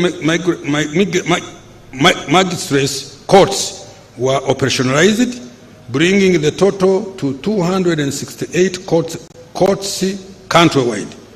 Construction is ongoing of regional appeal courts in Gulu and Mbarara, Soroti and Tororo High Courts, and Karenga Magistrate Court. This will further reduce travel distances for justice. 3. There is increased use of technology in delivery of justice. The electronic court case management system is now operational in 20 courts, boosting filing rates by 20.6%. Additionally, 20 courts have video conferencing systems enabling online case handling, which has improved efficiency. Madam Speaker, I have provided 602.7 billion shillings next financial year under the Administration of Justice program for strengthening alternative dispute resolution, increasing the use of technology in justice delivery, building more courts to improve access to justice, and increasing the civil jurisdiction of magistrates' courts. Legislation and oversight. Madam Speaker, the legislature has registered several achievements during financial 24-25. Parliament held 73 sittings and passed 35 bills, concluded 3 petitions, passed 45 resolutions, adopted 53 reports.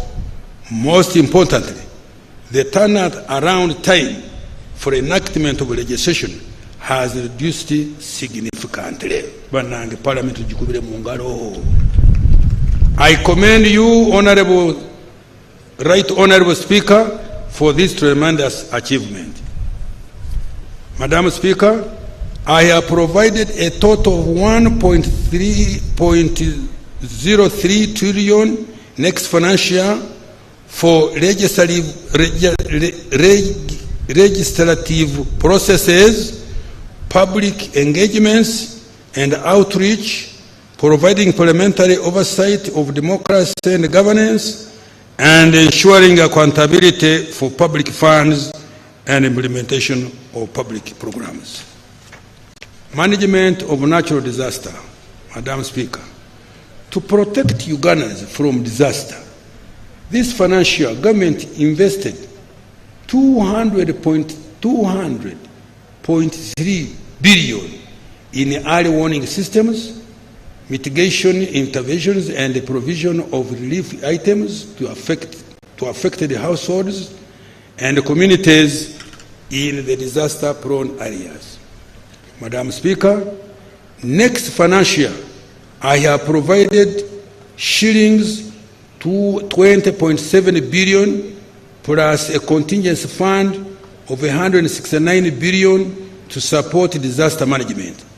I have also provided 12.4 billion for improving meteorological services and early warning systems to improve efficiency and accuracy of weather forecasting for agriculture, air travel, and climate change tracking. Elimination of domestic arrears.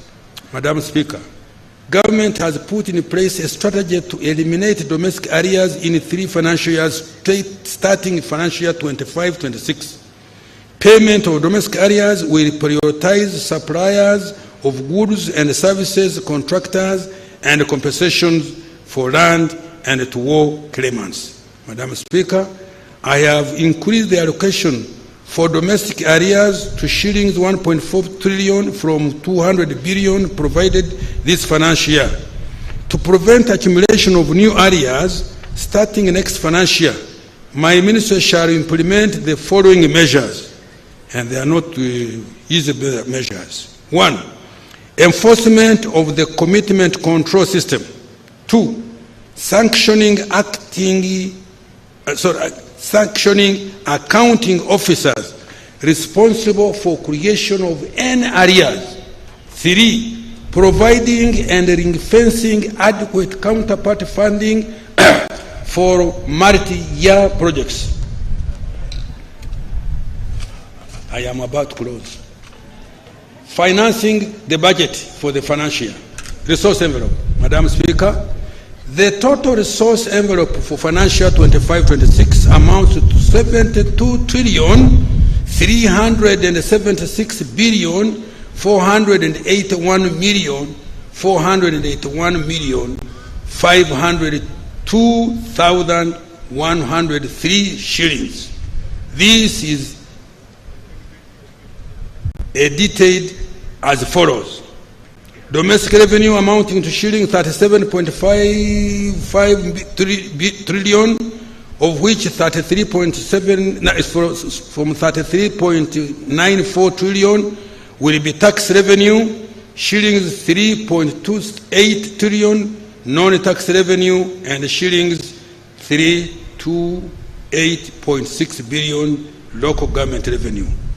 Domestic borrowing, shillings 11.38 trillion, domestic financing maturing domestic debt 10.30 trillion, grants and external borrowing for general budget financing is 2.08 trillion, external financing for projects is 11.33 trillion, of which 2.8 trillion are grants.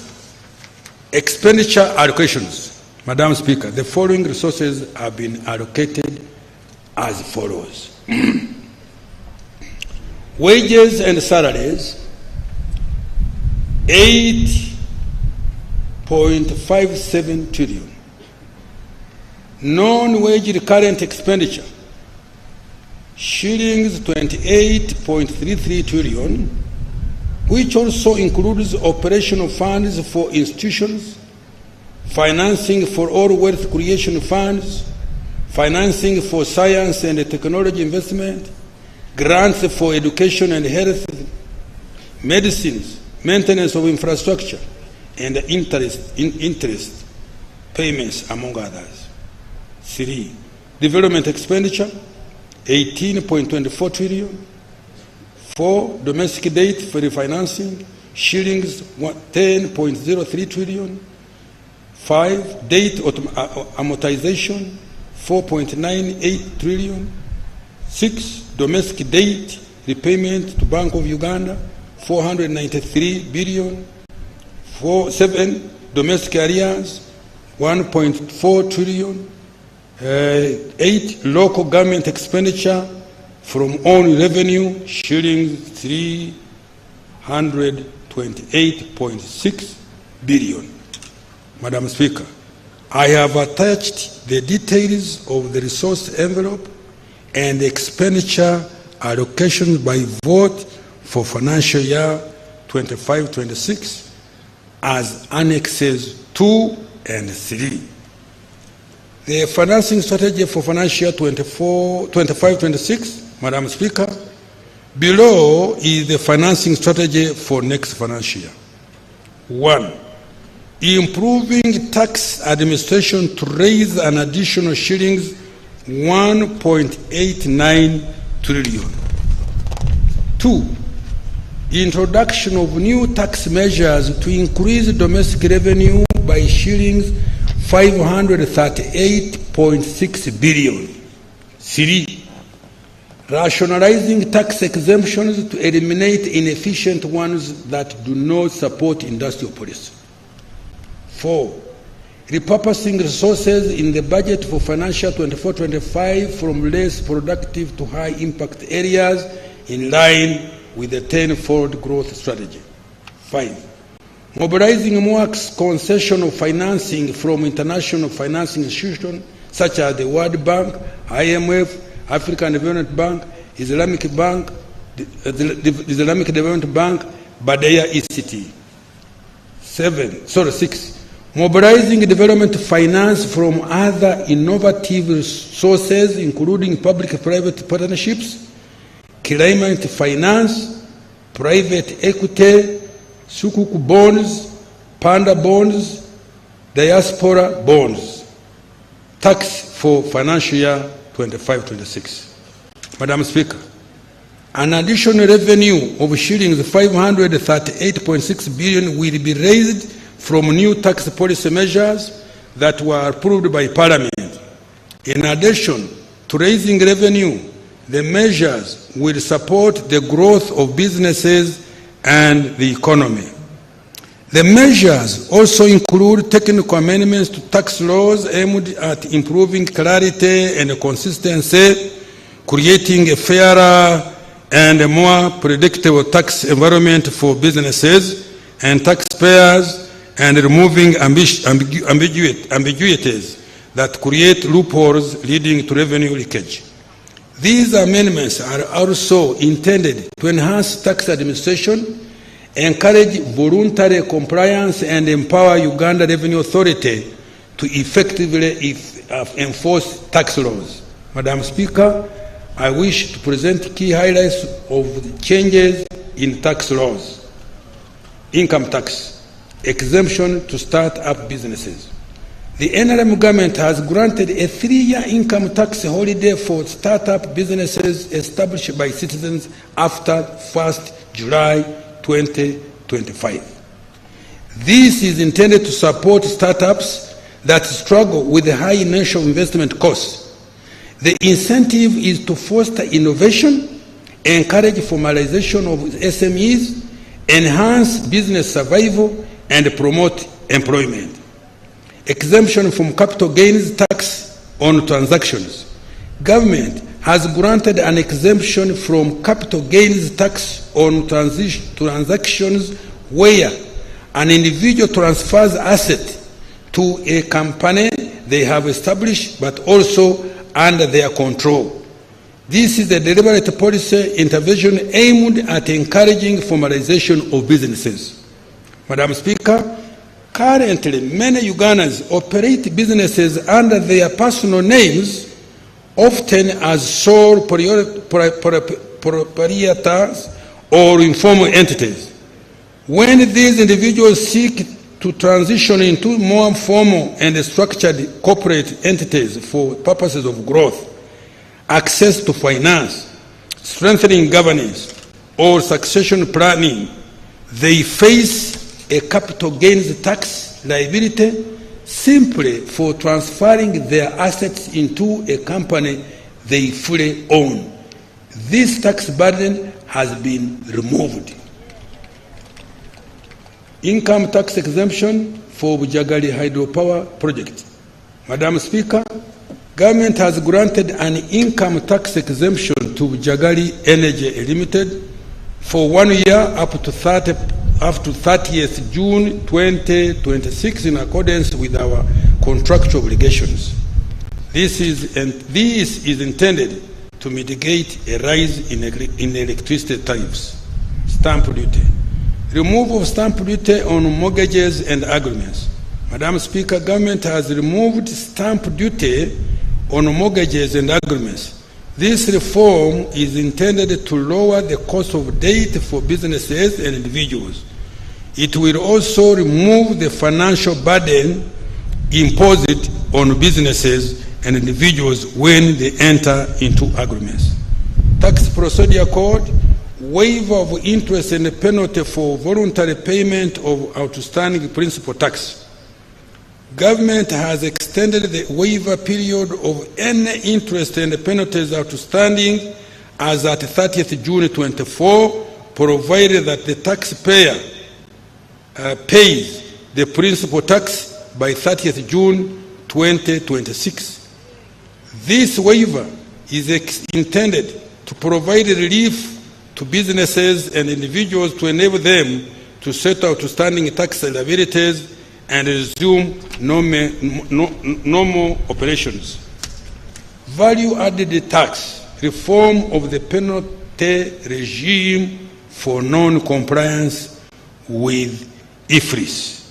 Madam Speaker, we have implemented the electronic fiscal receipting and invoicing system, IFRIS, to improve tax compliance and reduce tax evasion. However, concerns have been raised regarding the high penalties of shillings 6 million per invoice, regardless of the value of the transaction, which disproportionately burden the taxpayers.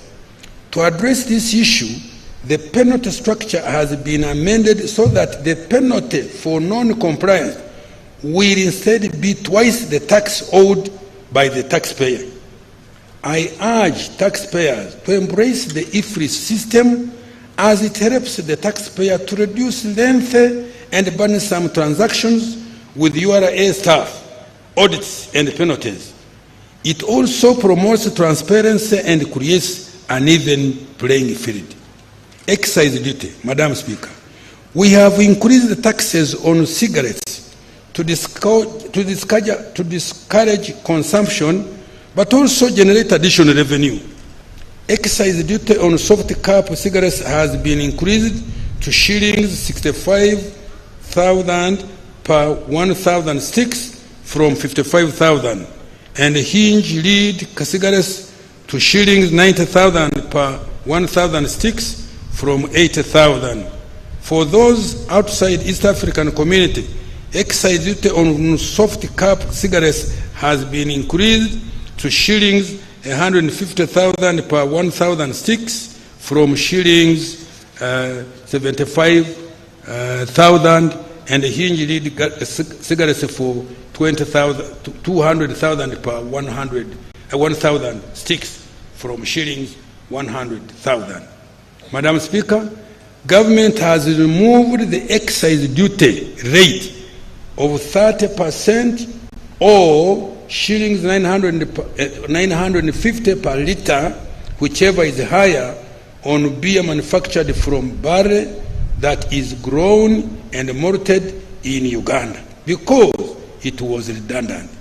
Also, government has adjusted the excise duty on beer manufactured with local raw materials content of at least 75% by weight of its constituents, including water, to 30% or shillings 900 per litre from 30%, or 650 per litre, whichever is higher. This is to ensure that a manufacturer pays the same amount of tax whether using a specific rate or an variable rate. Taxes on external trade. Introduction of an import declaration fee on imported items. Madam Speaker, I have imposed a small fee of 1% of the customs value on taxable items under the common external tariff. This measure seeks to align Uganda's tax policy with those of other East African community partner states where similar fees have been imposed. For instance, Kenya applies a 2% CIF charge. Establishment of an export levy on wheat bran, cotton cake, and maize bran. Madam Speaker, government has imposed an export levy of US dollars 10 per metric ton of wheat bran, cotton cake, or maize bran to encourage local value addition, particularly in the production of animal feeds. Currently, these products are exported as raw materials in the region, where value is added and imported into Uganda as finished goods. Therefore, this measure will encourage value addition and create jobs for our children. Taxes and on textiles. Madam Speaker, the NRM government has listened to our traders dealing in imported taxes for value addition, as they requested the import duty on imported fabric has been reduced. Effective 1st July 2025, the duty will be $2 per kilogram or 35%, whichever is higher, down from $3 per kilogram or 35%, whichever is higher. In addition, the import duty on garments has been reduced to $2.5 per kilogram or 35%, whichever is higher, from $3.5 per kilogram or 35%, whichever is higher. Public debt. Madam Speaker, the stock of public debt is projected at $31.5 billion, equivalent to shillings 116 trillion by the end of June 2025. Of this, external debt accounts for $15.49 billion, equivalent to shillings 56.3 trillion, and domestic debt $16 billion, equivalent to 59.77 trillion. As a ratio of GDP, our public debt is estimated at 51.26%, which is consistent with the Charter of Fiscal Responsibility. Madam Speaker, Uganda's debt is sustainable and is projected to remain so in the medium to the long term. The debt has financed investments that support private sector growth by providing requisite infrastructure.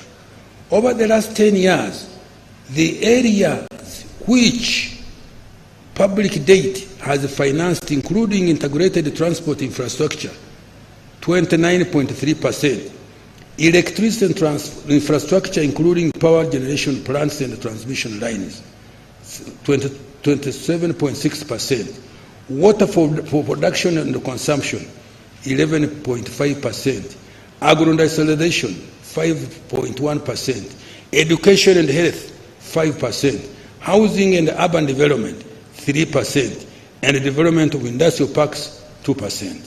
To maintain public debt sustainability, government is implementing the following actions. 1. Domestic revenue mobilization to increase revenue collection and reduce borrowing. 2. Mobilization of more concessional financing from international financial institutions such as the World Bank, IMF, African Development Bank, Islamic Development Bank, Badea, etc. 3. Implementation of saving initiative, where Ugandans will invest in government securities using mobile money. Now, I want to conclude. Madam Speaker, I know I have tired you. Madam Speaker, in conclusion, Uganda's economy has taken off. Can I repeat? Madam Speaker, in conclusion, Uganda's economy has taken off. When I did this thing, people started it. We know what we are doing, man. The economic fundamentals, GDP growth, price stability, currency stability, jobs, export, FDI receipts are in good shape and highly competitive regionally and globally. The economic fundamentals, GDP growth, price stability, currency stability, jobs, export, FDI receipts are in good shape and are highly competitive regionally and globally. We have met the criteria for graduation from the category of low development countries. Poverty and inequality have just hold on.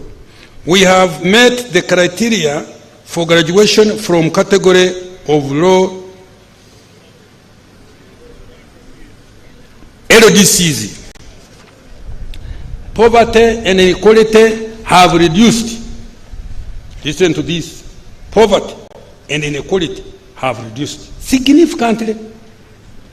Our deliberate onslaught on the subsistence economy has resulted in cutting the number of Ugandans working for only the stomach, kida kionka, to just 3 in every 10 homesteads. With our renewed commitment to fast-track a full monetization of the economy and redirect resources towards agro-industrialization, tourism, mineral beneficiation, manufacturing, innovations by our scientists, and digital transformation, Uganda is indeed unstoppable.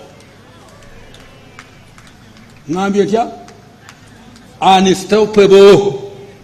Mwandibadde mukuba mu ngalo nammwe temumpadde maanyi.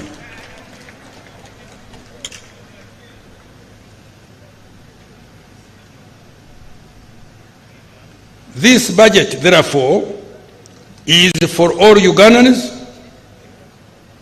who are ready to create wealth. Fellow countrymen and women, take full advantage of the innumerable opportunities contained in this budget. Innumerable opportunities in this budget.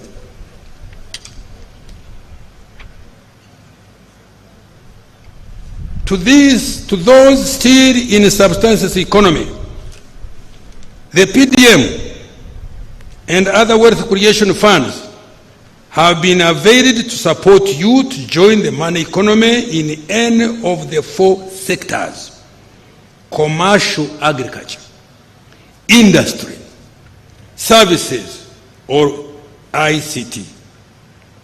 To the private sector, the 10-fold growth strategy presents many opportunities. Demand for household services and consumables is going to increase exponentially in the next 15 years on account of rising household incomes. The increase in GDP represents larger demand for intermediate goods and services among businesses. With a larger economy, government revenue will increase, and so will the size of government contracts to the private sector. To the investors and our partners in development, this budget guarantees peace, security, ease the taxes, and a tolerable administration of justice. In Uganda, we protect private property, enforce contracts, and pay our debts.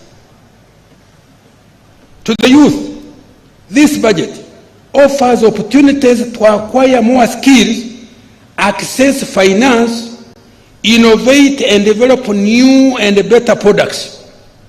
The budget also contains huge investments in sports, particularly to upgrade the facilities in preparation for CHAN and AFCON 27. To those in the creative industry, the NRM government has fulfilled its promise to provide you with a revolving fund, acquire a home for you, and enact a copyright law to protect your intellectual property.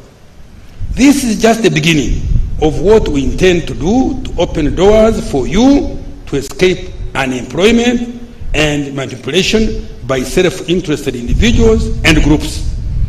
Take full advantage of the opportunities to make money and live a productive life. Take full advantage of the opportunities to make money and live a productive life. To the women and mothers of our nation, the budget has provided funds to improve your health, to ensure that your children are born in safe hands, are immunized, sleep under mosquito net, drink clean water, safe water, and are educated in nearby school for free. The budget has also allocated billions of support to your businesses. However, small to graduate. Let me repeat this. The increase in GDP represents a larger demand for intermediate goods and services among businesses. With a larger economy, government revenue will increase. Money is coming, and so with the size of government contracts to private sector. To the investor and our partners in development, this budget guarantees peace and security, ease the taxes, and the tolerable administration of justice. In Uganda, we protect private property, enforce contracts, and repay our debts. To the youth, this budget offers opportunities to acquire more skills, access finance, innovate and develop new and better products. The budget also contains huge investments in sports, particularly to upgrade the facilities in preparation for CHAN and AFCON 27. To those in the creative industry, the NRM government has fulfilled its promise to provide you with the revolving fund, acquire a home for you, and enact a corporate law to protect your intellectual property. This is just the beginning of what we intend to do to open doors for youth to escape unemployment and manipulation by self-interested individuals and groups. Take full advantage of the opportunities to make money and live a productive life. Make money. To the women and mothers of this nation, the budget has provided funds to improve your health, to ensure that your children are born in safe hands, are immunized, sleep under a mosquito net, drink clean water, safe water, and are educated in a nearby school for free. The budget has also allocated billions to support your businesses, however small, to graduate into sustainable businesses. To the elderly, persons with a disability, and other vulnerable persons, wherever you are in this country, the budget offers several social safety nets, not only to shield you from poverty, but also to ensure that you can be productive and begin to live a decent life. To our cultural leaders, this budget has fulfilled His Excellency the President's promise of enhancing government support for your operations. For the religious leaders, the budget has provided funding to support functions of Interreligious Council. I now appeal to you to support mobilization of people for wealth creation and implementation of government programs. To the gallant men and women in uniform who are serving in UPDF, in the Uganda Police, in the Uganda prisons, and the intelligence services, this budget contains money to improve your welfare and capabilities. Continue to serve your country and keep it as safe as you have always done. Happy belated Heroes Day. I have adequately provided resources to ensure elections go on successfully by ensuring peace, security, law and order, and availability of all required equipment and documents. As we go about the electoral process, I implore all political actors to observe peaceful engagement and avoid distracting wealth creators.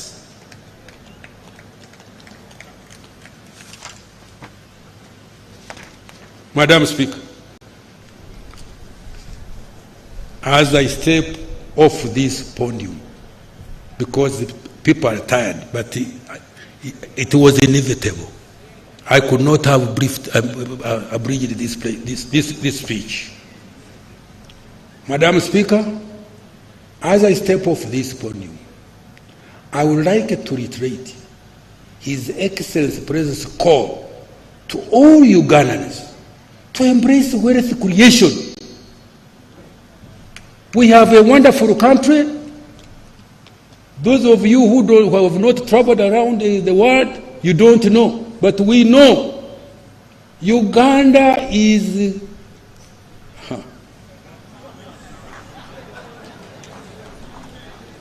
God, when He was creating Uganda, I don't know what our ancestors had done. I think they did very good things. We have got good weather.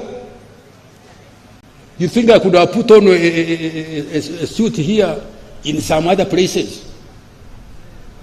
We have rainfall, although we are making a problem by cutting trees.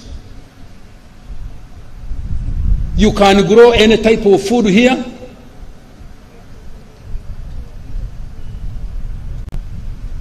You can eat whatever you want to eat here in Uganda. And we continue crying and poverty. Government has given you all the money that you should take to take it in your enterprises. Please, you excuse me to quarrel when I come to this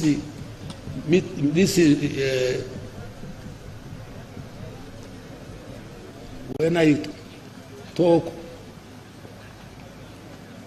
wanting to emphasize of the beauty of this country, I become emotional. Will you excuse me? No wars, systems are around. If you are somebody has done something wrong to you, the courts, the chief is here. Hey. And we want to live to 100 years. Have you heard? Me, I'm aiming with my president 100 years. Have you heard? I am 82 now. You can see.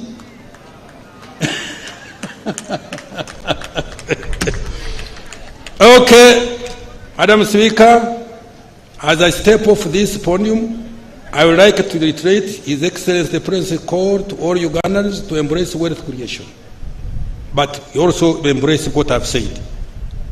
I dedicate this budget to all the wealth creators, particularly the youth and women. Madam Speaker, I humbly beg to move. Thank you so much, Honorable Minister. And by extension, His Excellency the President, who is the Minister of Finance, for clarity of delivery of the budget speech. Honorable members, you will be available with the text of the budget speech in the due course.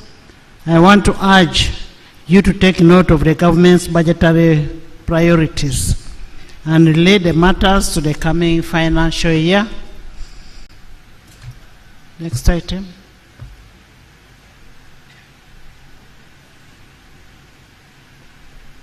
Next item. Remarks by His Excellency the President of the Republic of Uganda. Honorable members and distinguished guests, I now take the opportunity to invite His Excellency the President to make his remarks to crown the budget speech. And remember, our rules of procedure state that when the President is making a speech, it must be heard in silence. Your Excellency, you're most welcome, and kindly talk to the members of Parliament and by extension, the nation. Her Excellency the Vice President, the Right Honorable Speaker of Parliament, all the other leaders, honorable members of Parliament, ladies and gentlemen. The long speech of the Minister, I would want just to emphasize for you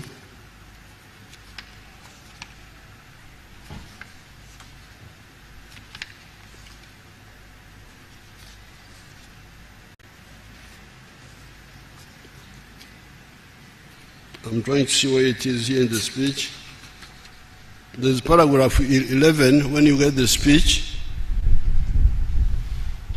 where he informs us that the size of the Uganda economy is now $61 billion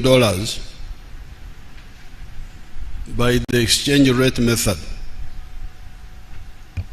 and $174 billion by the PPP method, purchasing power parity. And because of that, and given our population, which is about 46 million, 49 something, we are now no longer an LDC, the least developed countries. We are now a lower middle income country.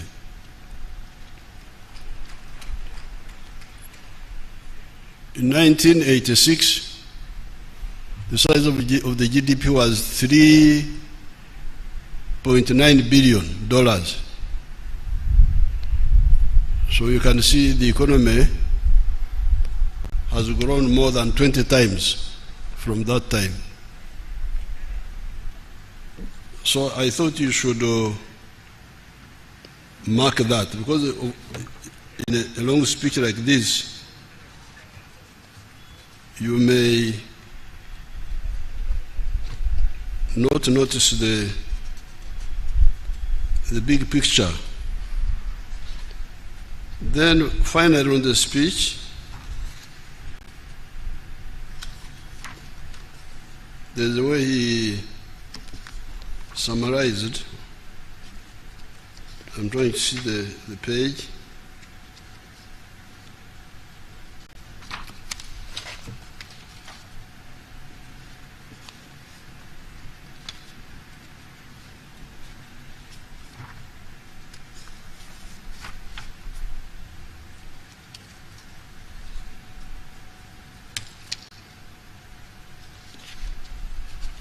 This is paragraph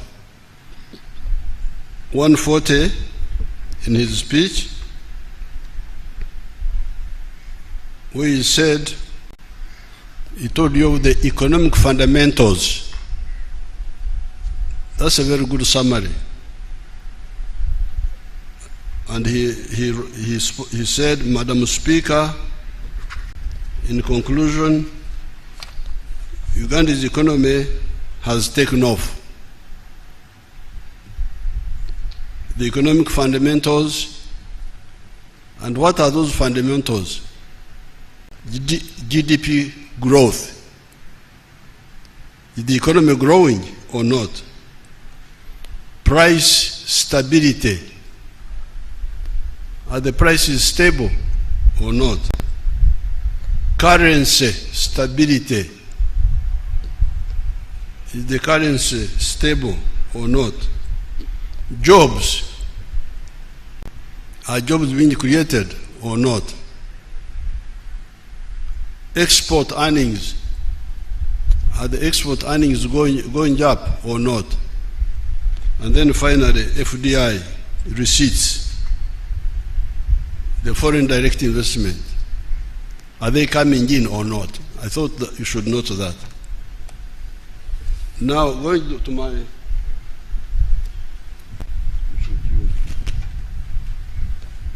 to my own speech, you remember last time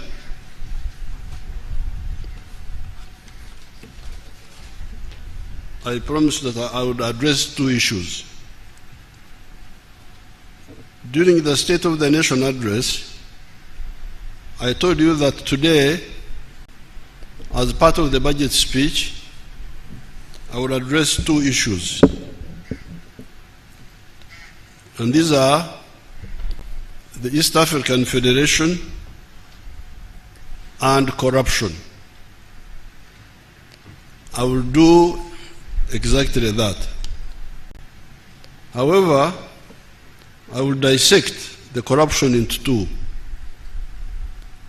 First of all, corruption for getting money through crooked ways as one type of corruption,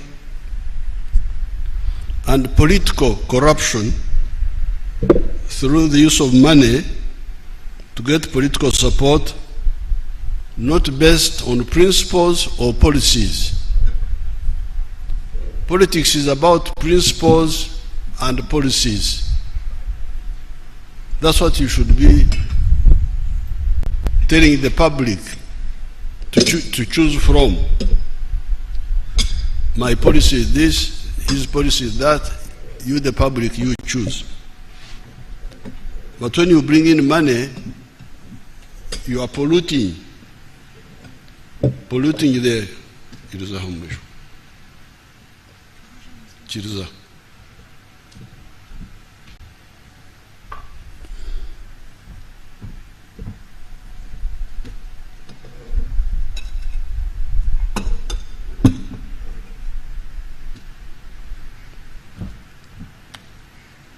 Let me start with the more important question of the political federation of East Africa and possible other federations in other parts of Africa.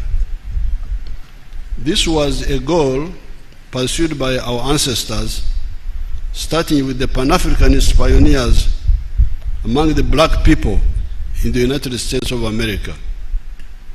These were W.B. Du Bois, George Padmore, Marcus Garvey, Sylvester Williams, and others. By the mid-1900s, new actors had come on the scene in the persons of Jomo Kenyatta, Kwame Nkrumah, Julius Nyerere, Sekou Toure of Guinea, Modibo Keita, and others.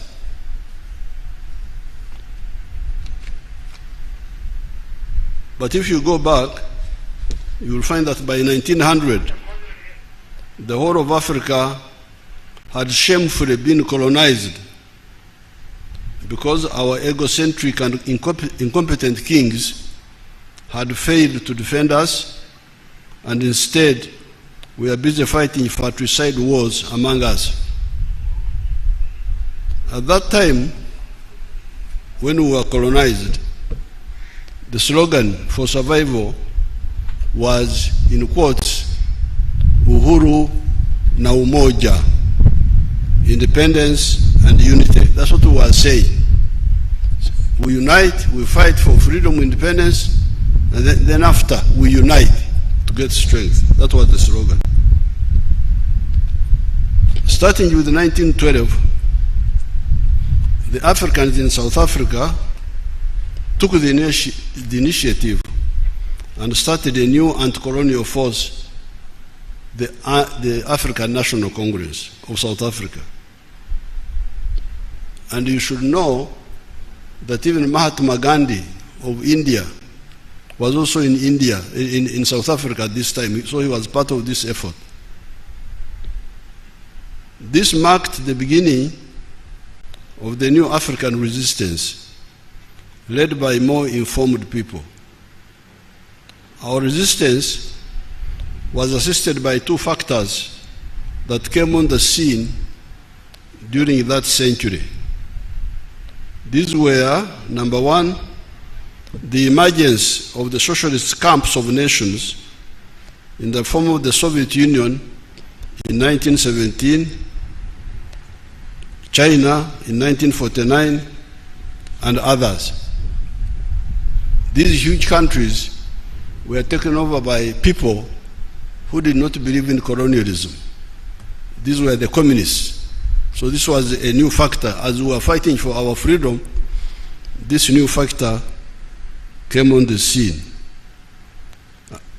And the second factor were the fratricidal wars, fratricidal inter-imperialist wars of 1914 to 1918 and 1939 to 1945 among the imperialists. The imperialists were now fighting over us. Who will control which one? You know, those imperialists had divided us up, shared us like a cake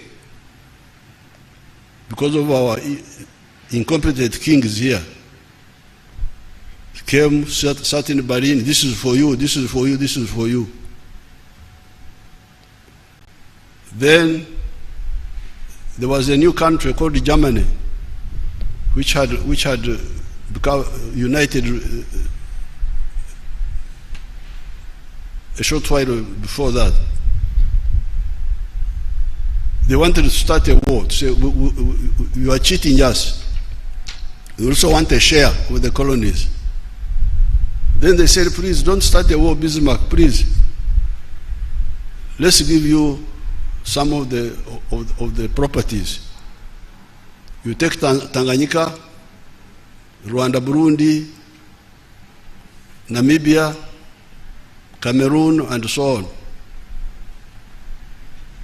But by the end of the century, Germany was saying, you have cheated me.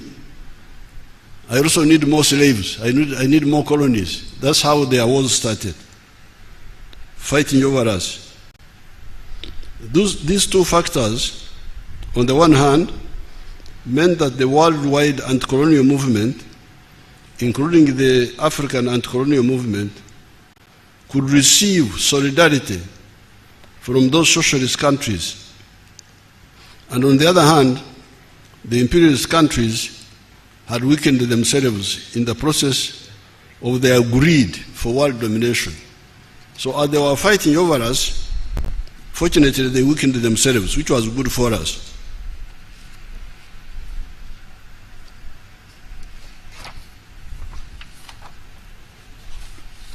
The worldwide anti-colonial movement, on account of these three factors, the three factors are our resistance, number one. Number two, the emergence of the socialist countries which were supporting us. And number three, the mutual weakening of the imperialists among themselves. The worldwide anti-colonial movement, on account of these three factors, started scoring strategic victories with the independence of India in 1947, Indonesia in 1945, the defeat of the Kuomintang traitors in China, 1949, etc. Amazingly, the imperialists tried in many cases to maintain colonial control even after these catastrophes. The French tried to recognize Indochina, Vietnam, Cambodia, and Laos until the Vietnamese defeated them at Dien Bien Phu in 1954. The French were defeated in Algeria. The British faced the Mau Mau armed resistance in Kenya and mass resistance throughout the whole of Africa. Here in Uganda, Ignatius Kangabe Musazi led the mass resistance movement. I don't hear you, the political actors who are always on the radio, I don't hear you talking about I.K. Musazi, talking about nothing most of the time. Musazi played a very big role in our struggle. On account of this resistance, but this is also the weakness of the NRM Secretariat. They should do more sensitization. On account of these resistance efforts, by 1963, 36 African countries had achieved independence, uhuru, so we had achieved uhuru. It is these countries that founded the Organization of African Unity at Addis Ababa. There was, however, another almost 20 African countries that were still under colonial rule. The African Summit gave an ultimatum to the imperialists to give independence to the whole of Africa peacefully, or they would be ejected by force. People don't know this history. They just run around, but if you don't know this, you can make a lot of mistakes. So the OAU meeting in 1963 gave an ultimatum to the imperialists, said, get out of the whole of Africa peacefully, or we shall throw you out by force. The imperialists thought it was a mere hot air. They never paid heed. However, the Africans were serious and able to defeat the imperialists by force. Indeed, by 1974, Samora Machel had defeated the Portuguese army of 70,000 in Mozambique. Amílcar Cabral and his colleagues had defeated the Portuguese army in Guinea-Bissau. Agostinho Neto had defeated the Portuguese army in Angola. By 1980, Robert Mugabe and Zanla, their army, had defeated Ian Smith in Zimbabwe. 1990, Namibia got independence, and in 1994, the African majority defeated the white racists in South Africa. 5 centuries of Africa's shame of the slave trade and colonialism should have ended then.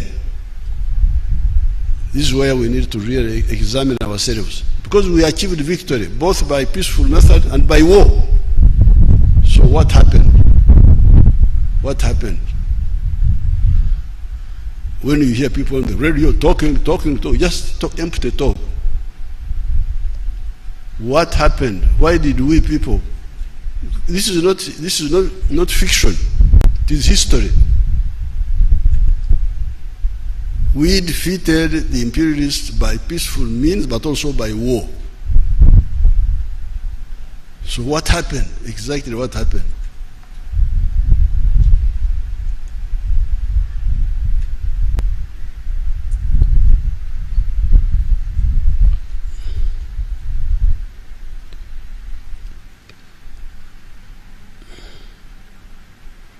Five centuries of Africa's shame of the slave trade and colonialism should have ended then. we had achieved independence, uhuru in the whole of Africa.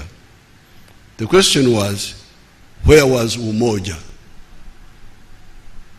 Because you remember the slogan was uhuru na umoja. Now by 1994, the whole of Africa had achieved uhuru. So what happened to the umoja? In the meantime, the question was, where was umoja, unity? In the meantime, we who were participants in much of this time had to diagnose the problem. In that process, we established the 3 historical missions and the 4 ideological principles. To establish the missions and the principles, we would start with a question. Question number 1 was, do the Africans need, deserve, and are they entitled to prosperity like other peoples in the world, or are they not so entitled? That's the question we would ask. Are the Africans entitled, and do they deserve prosperity like all the other people in the world? If the answer is yes, the next question would be, where does prosperity come from? Can prosperity sustainably come from begging? Because you remember the issue of aid. Can you get prosperity through aid? Our answer was no.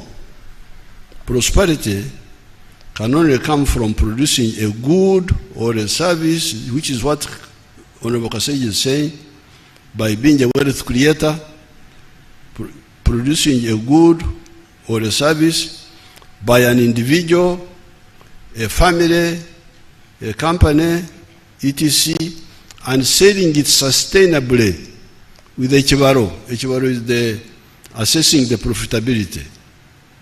In that way, you will get income and solve your problems. That, however, raises another question. Who will sustainably buy our goods or our services reliably with predictability? Because you can see what's happening in the world. The other time, you people, you said, well, we don't want our children to be homosexuals. Our children, we didn't say other people's children. We don't want our children to be homosexuals. Oh, and some of our friends who had given us market access took us off their AGOA list. Imagine. So, how can you rely on such a person for business? Today, you trade with him. Tomorrow, he stops you because of your internal policy, not even anything affecting him. So, the third question, who will sustainably buy our goods or services reliably and with predictability. When we studied the African tribes, including my own, the Banyankore Bahororo, we discovered that intra-tribal trade is either limited or completely absent. Why? It is because these communities sometimes produce similar products. The Banyankore Bahororo, for instance, all have milk, beef, bananas, etc. A does not buy from B and vice versa.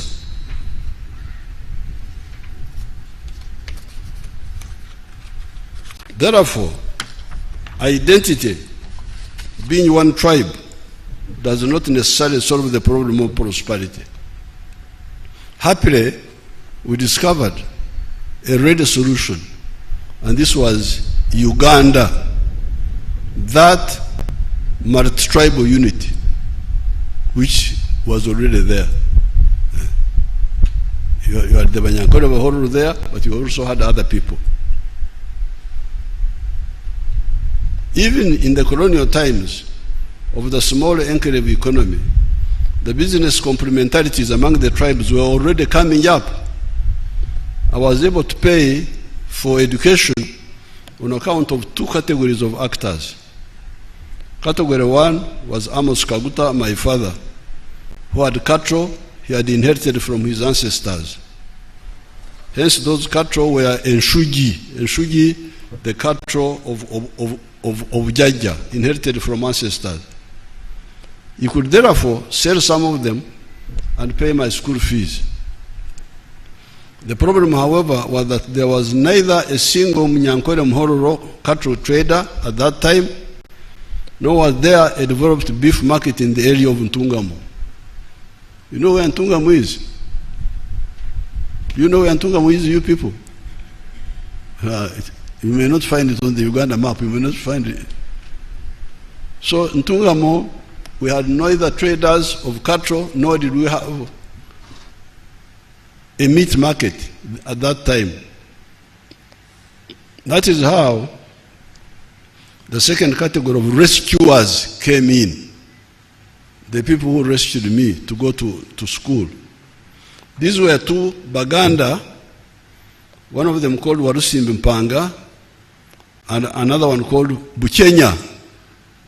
Bukenya, the Banyankore were calling him Bukenya, but the Baganda would call him Bukenya.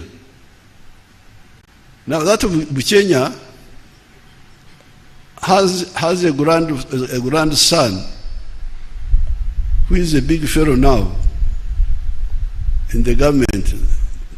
I think he's in the Equal Opportunities Commission. If that Munyankore Muganda is here, he can come and they see how Banyankore Baganda look like. Banyankore is the Baganda. If that boy here, if he's here, let him come and they see him here.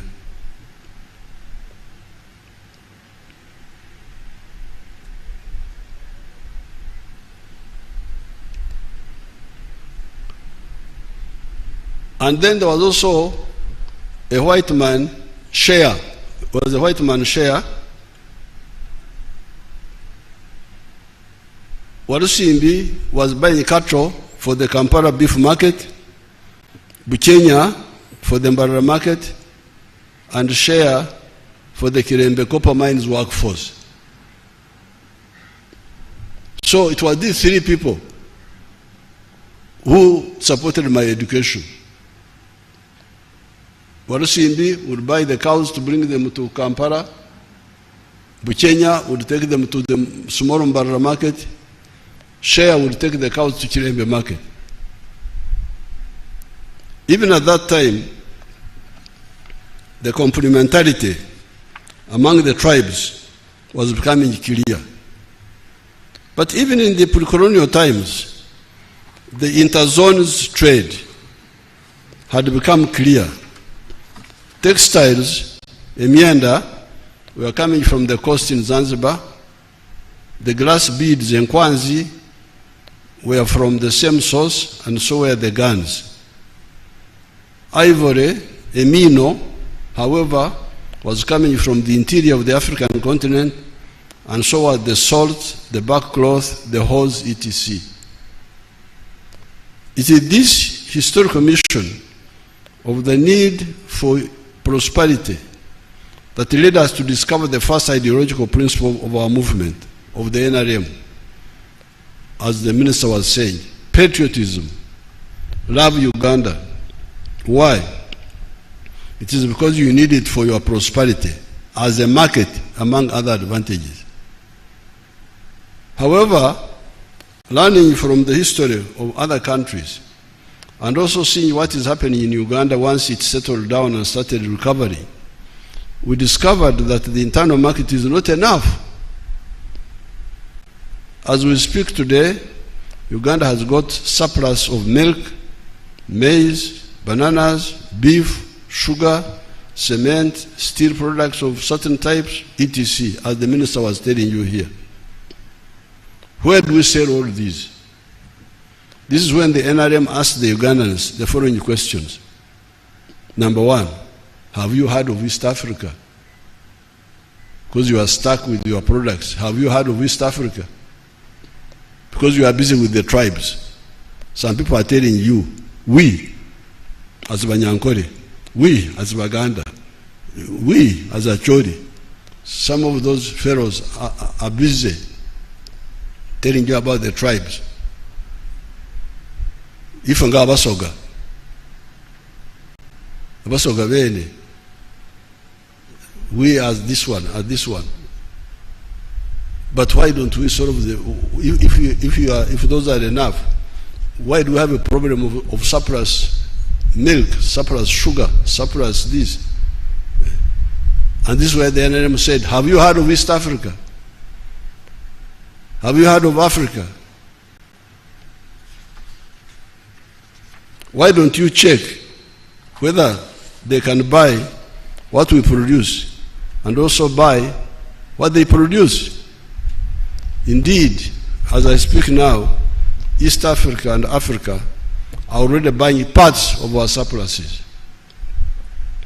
Otherwise, these sectors of the economy would have collapsed by now. That is how the NRM identified the second ideological principle of Pan-Africanism. Pan-Africanism. Love Africa. Why? It is because you need it for our, we need it for our prosperity. This realization of the need for bigger markets was not only clear to the NRM, others before us had realized this.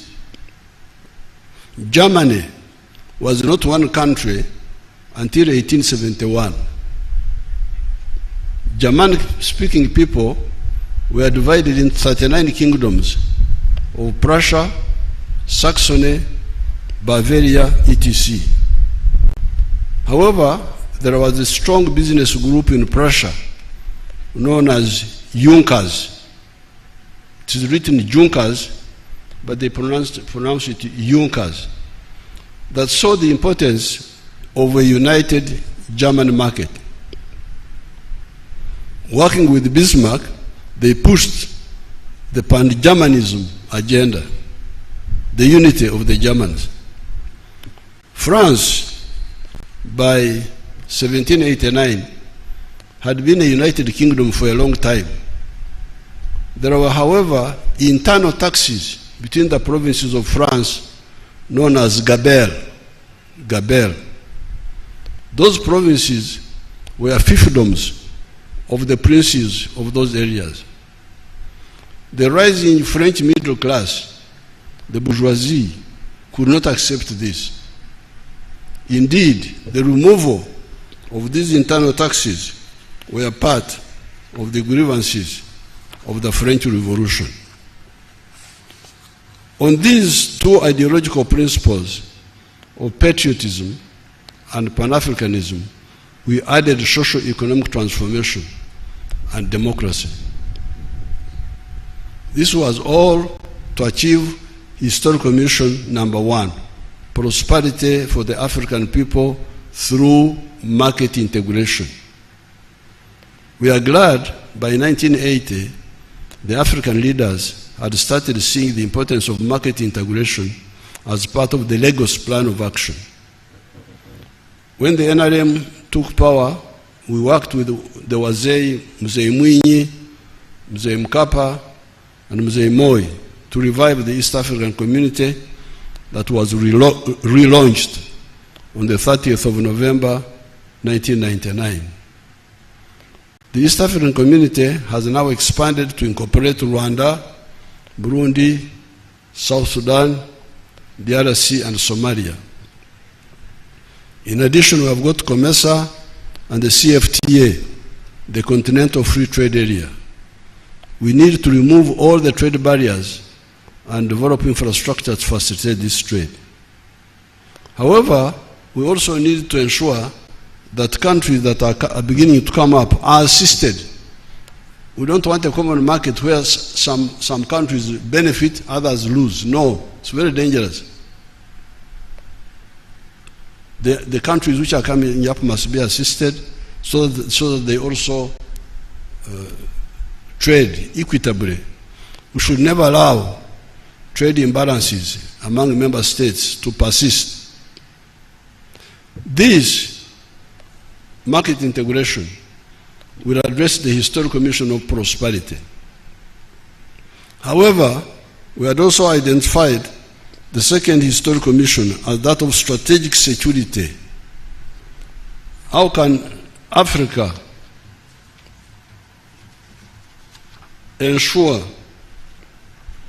that never again would its people be threatened by anybody having gone through the 5 centuries of the slave trade, colonialism, and neocolonialism?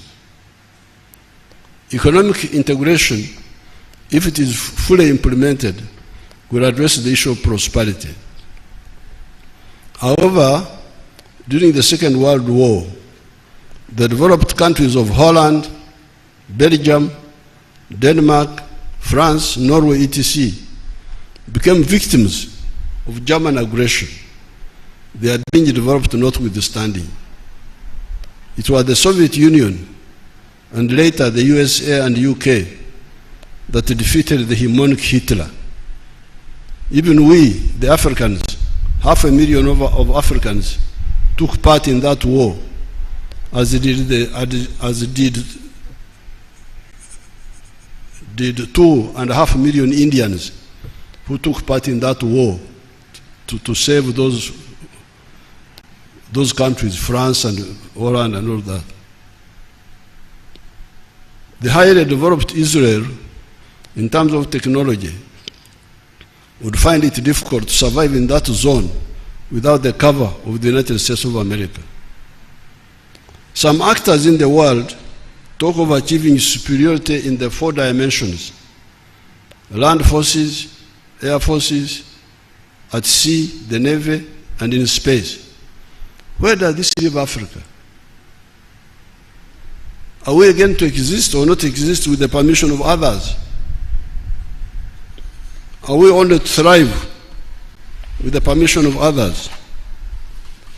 Coming to multidimensional strategic security, only 4 countries have been to the moon. These are USA, Russia, China, and India recently. Can Uganda manage a serious space program even when it becomes a first world country? As we tried to answer that question, there was already an answer given by our elders before independence. This was Uhuru na Umoja, freedom and unity. The present weaknesses in Africa are partly due to the mistake of arrivism, where the leaders prefer to remain big fishes in small ponds. It was only Mwalimu Nyerere of Tanganyika and Mzee Karume of Zanzibar that consummated the economic and political integration of the 2 countries to create Tanzania that has been a great success. Recently, the Union of Tanzania celebrated 60 years. We congratulate our brothers and sisters of Tanzania. Mbakwebere kumungaro. economic and political integration where possible are the correct answer to the question of prosperity and strategic security. It handles the two missions. In 1963, we were about to achieve the political federation of East Africa. There is a picture which I will give some of the, you can see it there. That picture.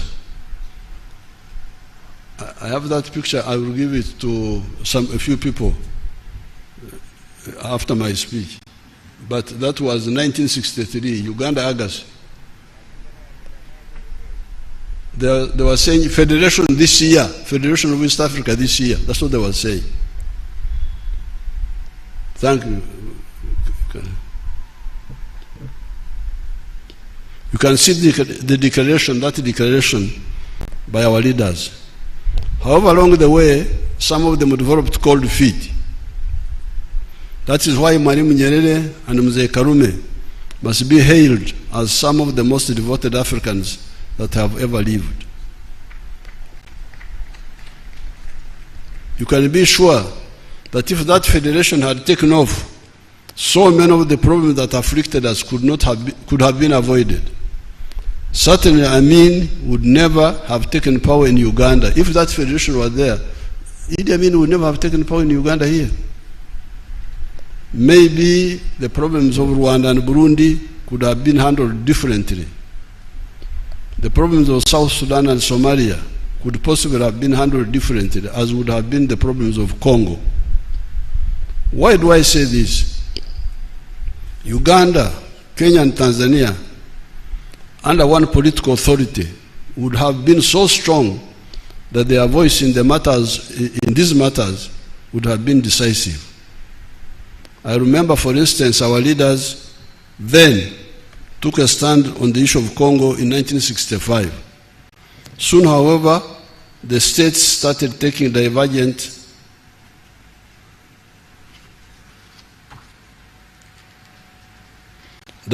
positions, which would not have been the case if they were under one political authority. We must again salute Mwalimu Nyerere and Tanzania, because without the support of much of Africa, except for Zambia, Botswana, Algeria, Nasser's Egypt, and Guinea-Conakry, they were able to be a reliable rear base for the anti-colonial armed struggle that raged in Southern Africa from 1962 to 1994, when South Africa achieved freedom. It is a pity that after victory, we only got Uhuru, independence, and not Umoja, unity, especially political integration.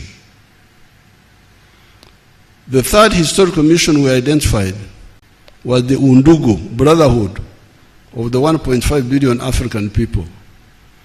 These people belong to only 4 linguistic groups: the Niger-Congo, the Bantus and the Kwa, the Nilo-Saharan, the Nilotics, the Cushitic and the Sudanic, the Afro-Asiatic, Arabic, Amharic and Tigrinya, and the Khoisan, the group in South Africa.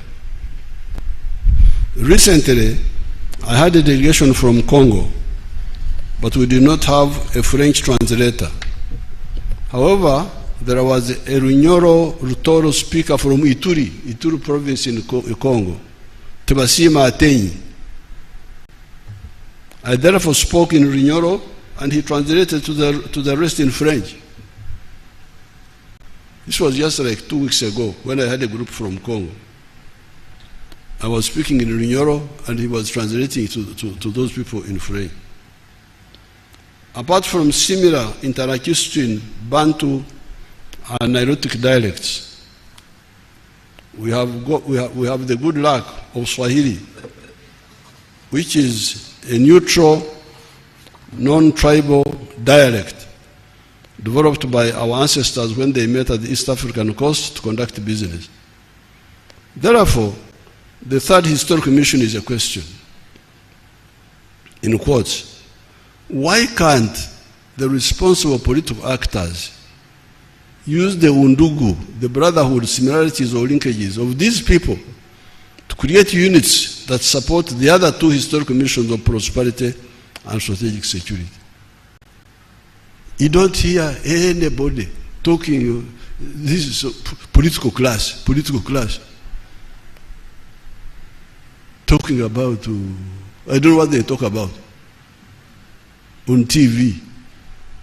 I normally once in a while watch, talking nothing. How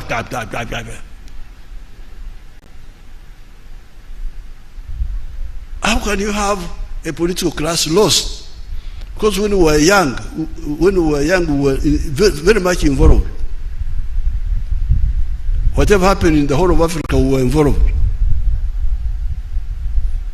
In 1968, I went to Mozambique, to the liberated zone with some other students. I was not a Mozambican.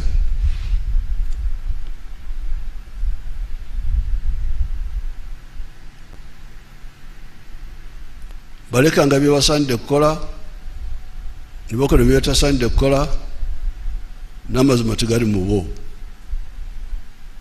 Ani anaavunula ekyo bannange? They left undone what they ought to have done. They left undone what they ought to have done. They did what they ought not to have done, and there is no truth in them. That's what it says in English.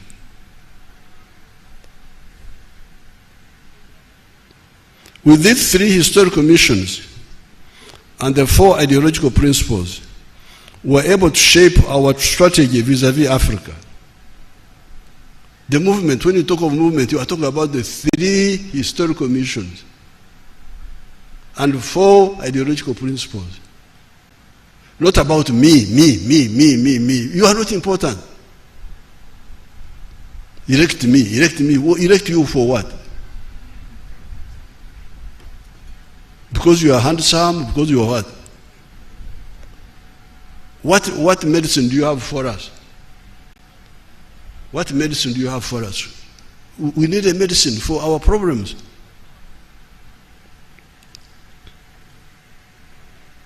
With these three historical missions and the four ideological principles, we were able to shape our strategy vis-à-vis Africa. Whatever we did was guided by this. Why did we tactically work with Obote? But when Amin came, we decided to fight him. Because we saw Obote were trying to see how we can move him, beg him, see how to move him to our program. But Amin was off the point.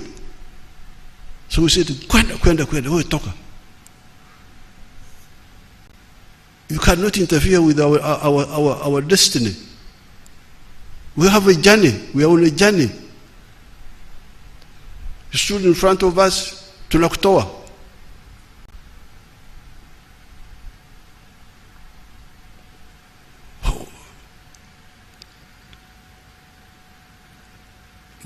The strategy that we always commend, this strategy we always commend to our supporters, is to work for economic integration of the whole of Africa, so as to support prosperity of the African people and support the additional political integration in the parts of Africa where it is feasible by creating political federations, such as the Political Federation of East Africa. Mwalimu Nyerere and ourselves derived a bit from Mzee Nkrumah and Muammar Gaddafi, who are talking of a continental government of the whole of Africa. We do not think that such a target of a continental government of the whole of Africa was either feasible or even desirable, because the whole of Africa does not possess enough similarities and linkages to be cohesive, a necessary prerequisite for political integration. East Africa is, and with the use of Swahili, can be very cohesive. The whole of Africa should be one common market. Apart from the Niger-Congo linguistic group that has got a lot of similarities, there are also linkages with, for instance, the Nilo-Saharan groups of languages. This is how, amazingly, I discovered that the Somali word for cow is Saa. It is the very word that most of the Bantu dialects in the Great Lakes use to describe the cow dung, not any other dung. So what the Somalis call a cow is what we call cow dung here. But you can see the linkage. There are a lot of linkages with the Nilotic dialects that we do not have to go into here. It is this belief in the three historical principles and three historical missions and 4 ideological principles that enabled the student movement of the 1960s to metamorphose into the armed Fronasa that fought Amin and eventually the NRA-NRM. We rejected the sectarian politics of identity of religion, tribes, and gender chauvinism. By 1986, by the force of 20,000 NRA fighters, backed by millions of civilians that were only propelled by conviction, not by any mercenary interests. The majority of the NRA-UPDF have maintained this. That is why between 1971 and 2021, the NRA-UPDF was fighting for no pay or low pay. Owing to death of some of our supporters, from natural causes mainly, we started getting some corrupt elements, but a minority. These are a minority and are easy to identify and isolate. The spirit of voluntarism was also strong among the civilians. That is why the National Resistance Council, for instance, we are getting a low salary, but we are content. When we came to the Constituent Assembly, we improved the pay, knowing that it was a temporary parliament. However, subsequent parliaments made 2 mistakes. One was to increase their salary and allowances, thereby departing from the spirit of sacrifice that had been the hallmark of the NRA, UPDF, NRM.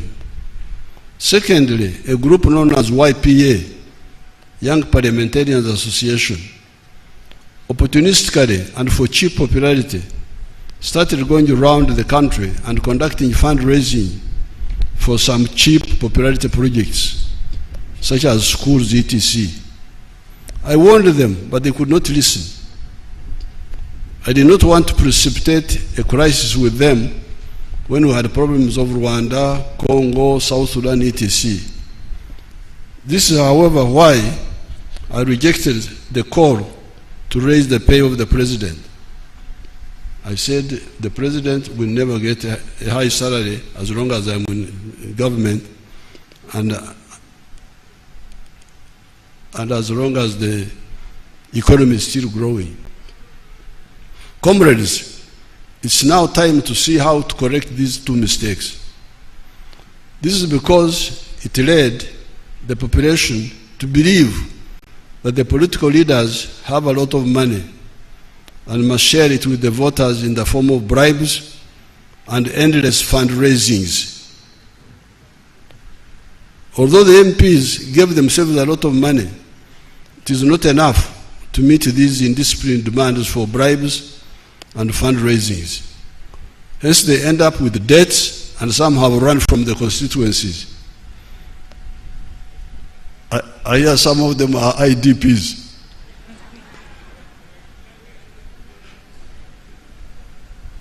Internally displaced persons. The government, through the budgets, is the one that can help the people to solve their problems. Programs like NADS, Operational Wealth Creation, PDM, Emyoga, etc. have already shown that they can liberate people from poverty. You can see it. You can see it. There's a man from Kamwenje. If you can show me that Kamwenje man, you people, my group, the man in Kamwenje, the man of coffee.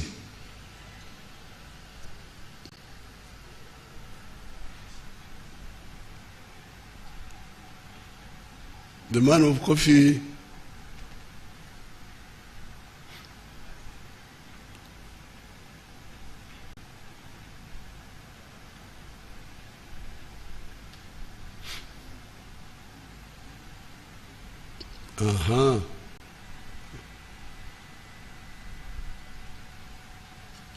Is that the one? That's another one.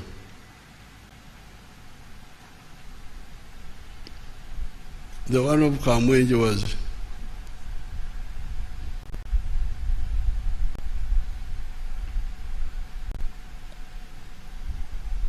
What has happened? Sabotage?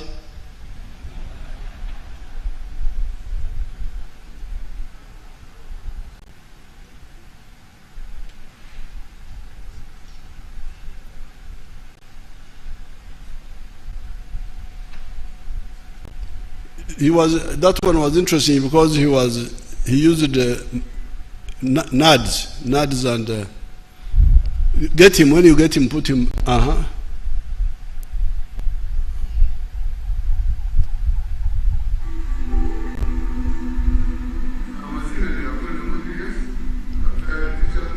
that's the one.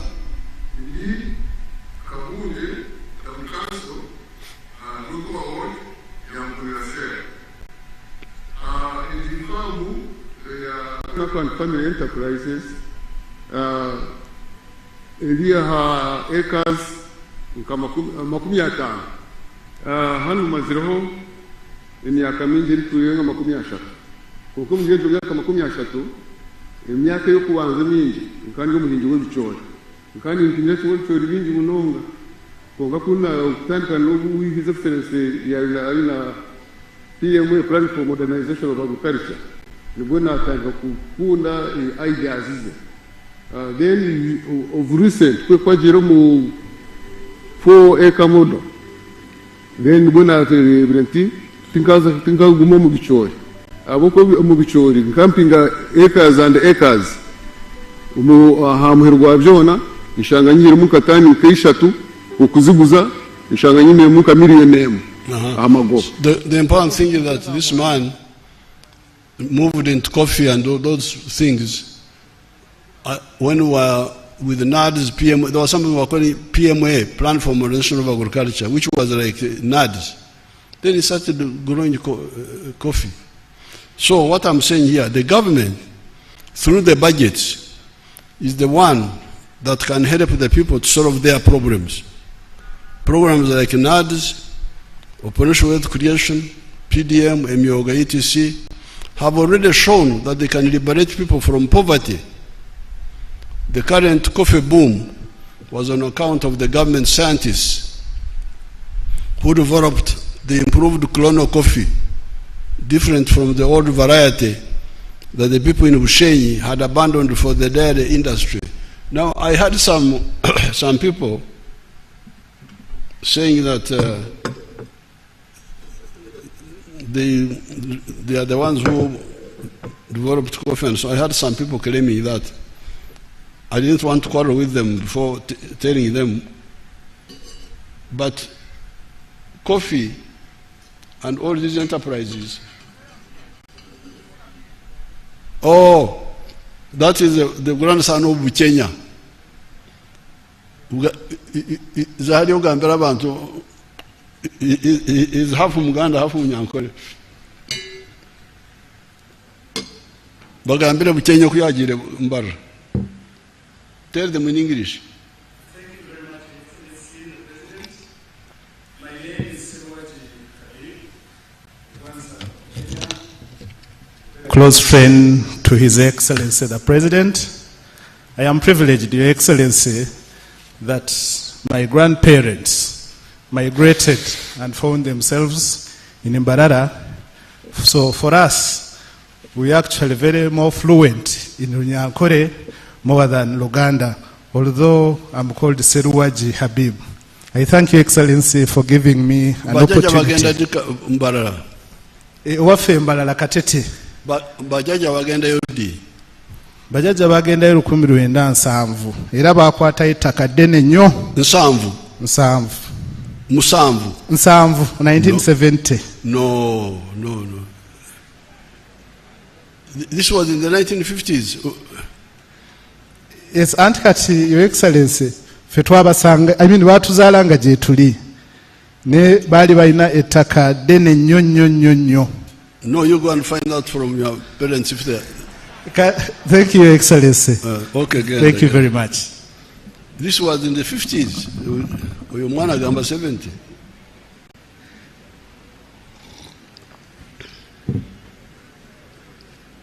So, some people are saying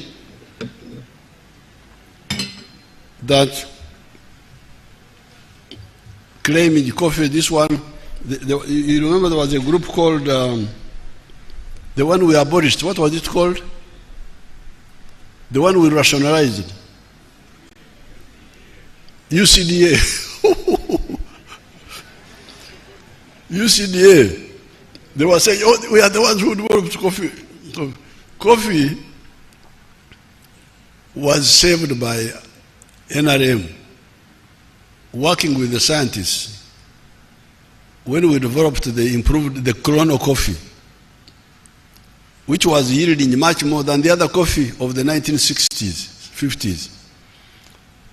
To prove that, we had very, very important coffee growers in Bushenyi, people like Mukaira, like Chikuri, like others who were growing, Kekuruso, they were growing coffee.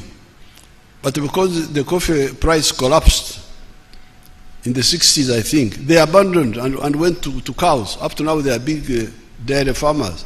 They had abandoned coffee. We are the ones who rescued coffee. So it is the government. The current coffee boom was on account of the government scientists who developed the improved Chrono coffee, different from the old variety that people in Ushenyi had abandoned for the dairy industry. The dairy industry in the cattle corridor, you can see it for yourself, what it is doing there. If you can show us people like Kabera, the one of Gomba. Can you show us Kabera of Gomba?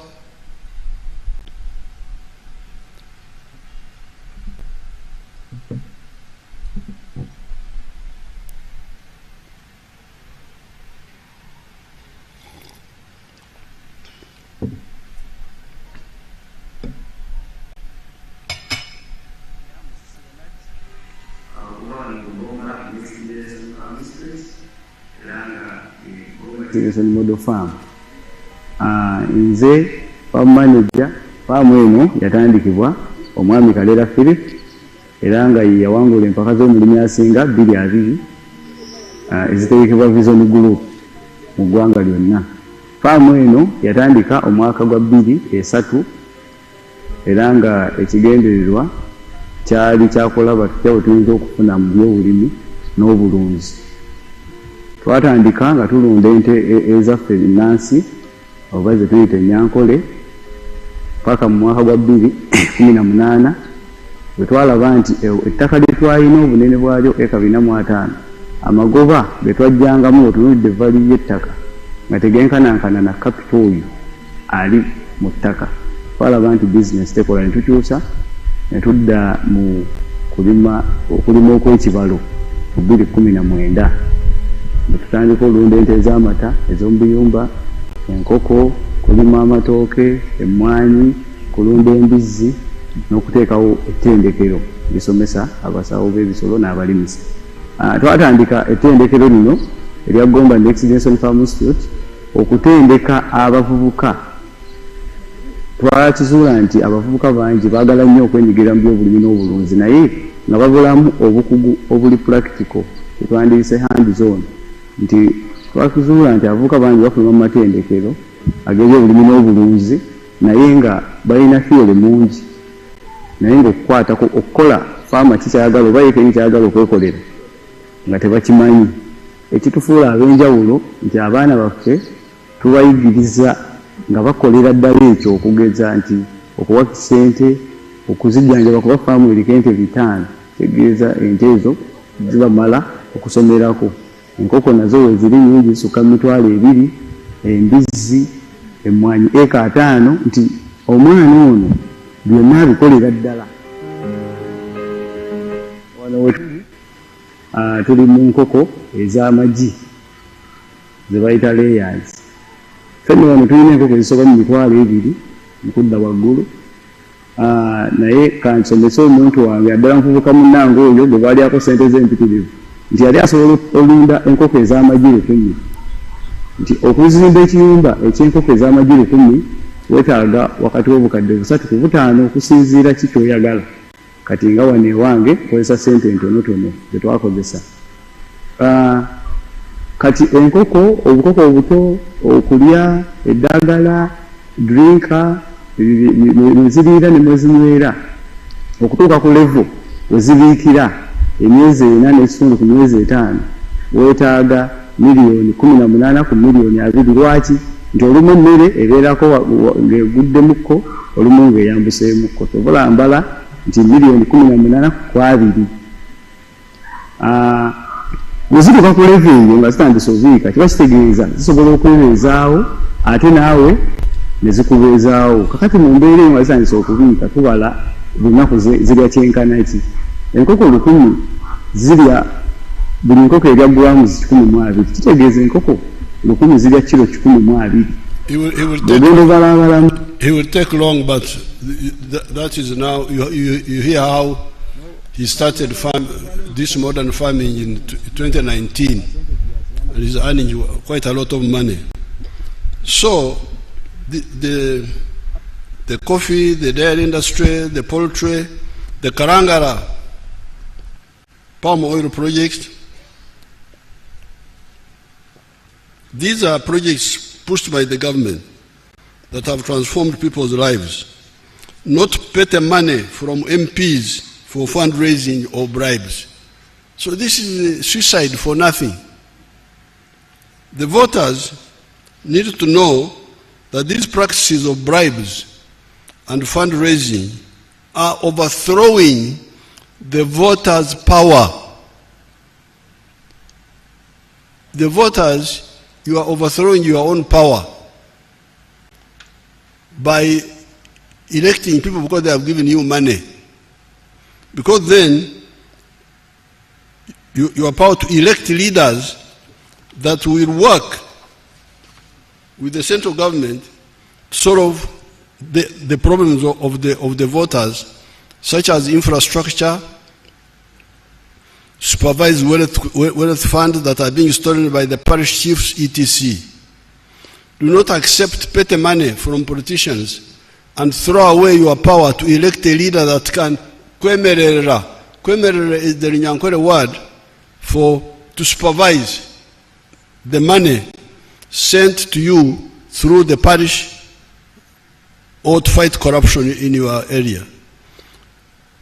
Once we solve the problem of political corruption that has paralyzed the populist politicians, it will be easy to fight the corruption of the public servants. Why? It is because we have a reliable source for Okurega. Okurega is whistleblowing. These are the people, the victims of the corruption. The people who are the people who are deprived of these services, the population are the victims of the corruption. In the 1960s, we would go to the people. They had all the information. The big changes that are happening in Uganda are by the following actors. The National Resistance Army, UPDF, that liberated the country and has been ensuring peace ever since. The wealth creators in the 4 sectors of agriculture, manufacturing, services, and ICT. The government scientists that make innovations, and the responsible members of the political class that have been supporting the NRM programs. It is therefore not fair for some actors to spoil these successes. Some people say that they give bribes because Museveni is always giving the khaki envelope to members of the population. Mureke kutaha amaizi n'ebyondo. Do not draw water mixed with mud. Do not mix up issues. The brown envelopes I give are part of the ancient tradition here. It is called okurongora. It is the king who does that to the singers or wrestlers, etc. President is the modern king.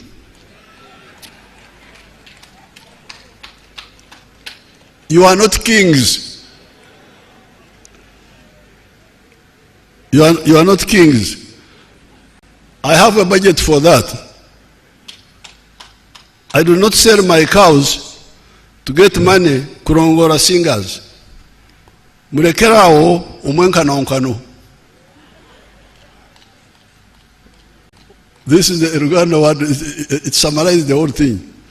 Murekerao umwenkano nkano. Stop trying to be like the one who is bigger than you.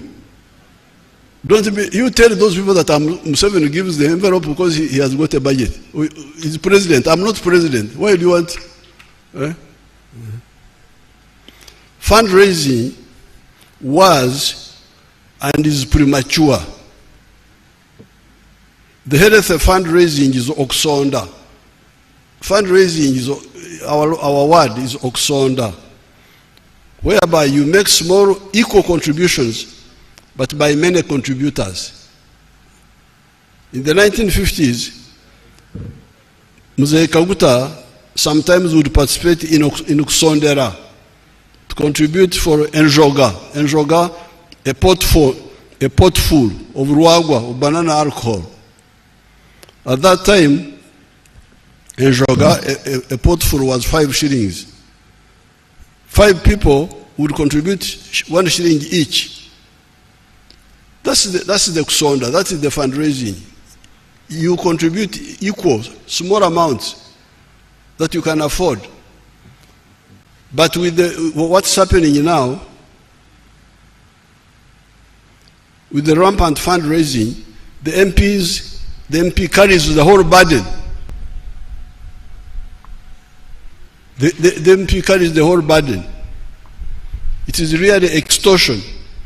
But it was instigated by the MPs who created the impression that they had the type of money when they did not have. Even the church leaders and other elders should ask those young mistake makers the following question. Naye mwana wange, esente zino zonna ozijjawa? That's what I would ask my people if I saw young people throwing around money. That is what a responsible parent should ask Omwana, son or daughter, or Omuzukuru, grandchild, if he or she sees him or her throwing around money. The translation of that question is, my child, from where are you getting all this money that you are throwing around? The responsible parents should not accept stolen gifts from their children or mabanja from their children. So I thought this is what I wanted to comment on the issue of the political corruption and the other corruption. Now,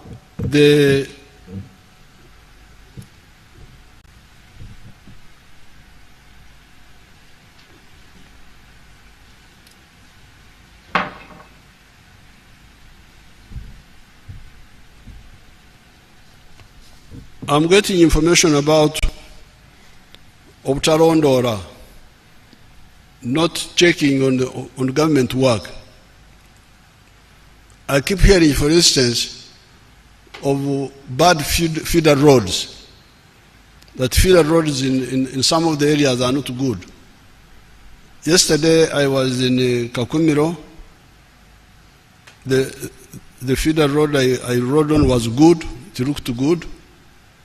When I was going to Kagadi, it was a short one, but it was good. The other time I was in Obongi, and the feeder roads there were very good, which we rode on. The other time I was in the Bugwere area, Budaka, Parish, from the cassava factory. I think we were going to Kamonkori.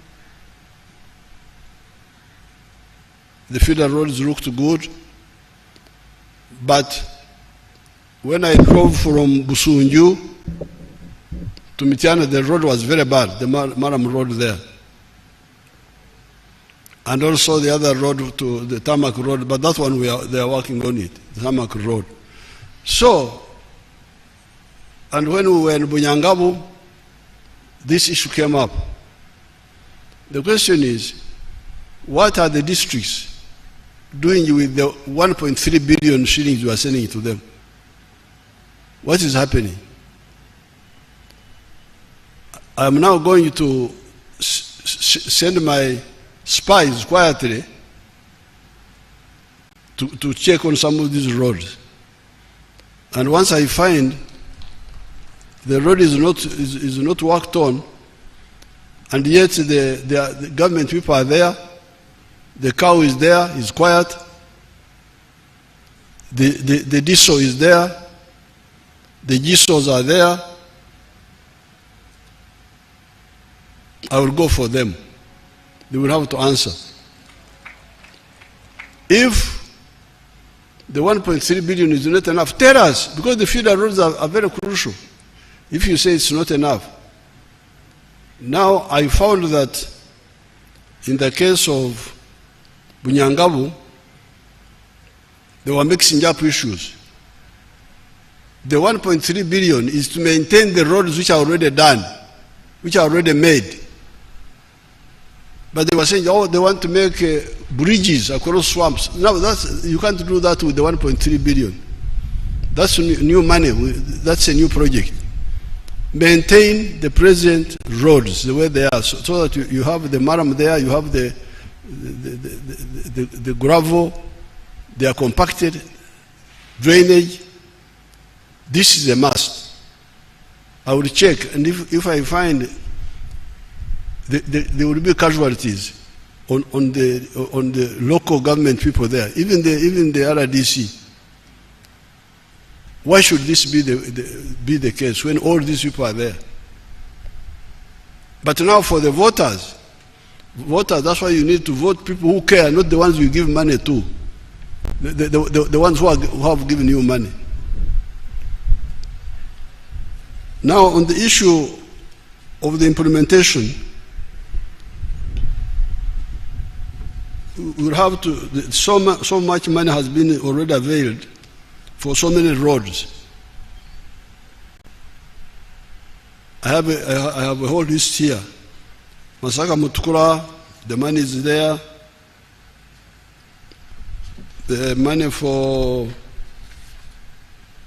Rusari, Lakasambia, Nkonge, Rumegere. Roads like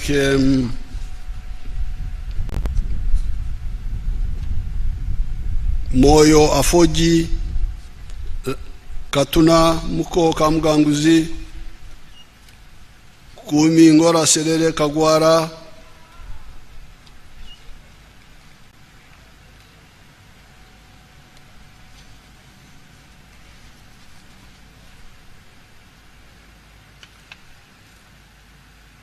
Kampala, Maraba, meter gauge,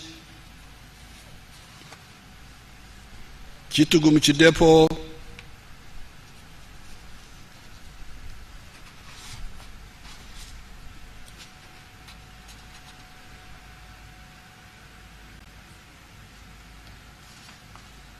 Greater Kampala Metropolitan Roads,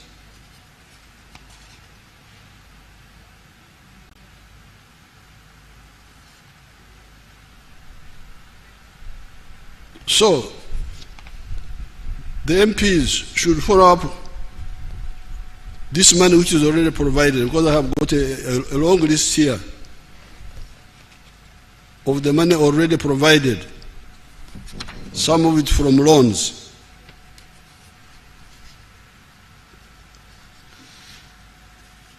Even for education, for health, all this money is here.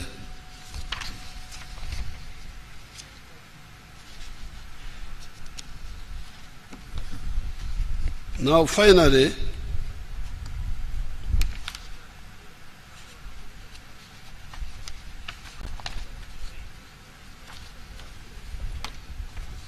you get misinformation.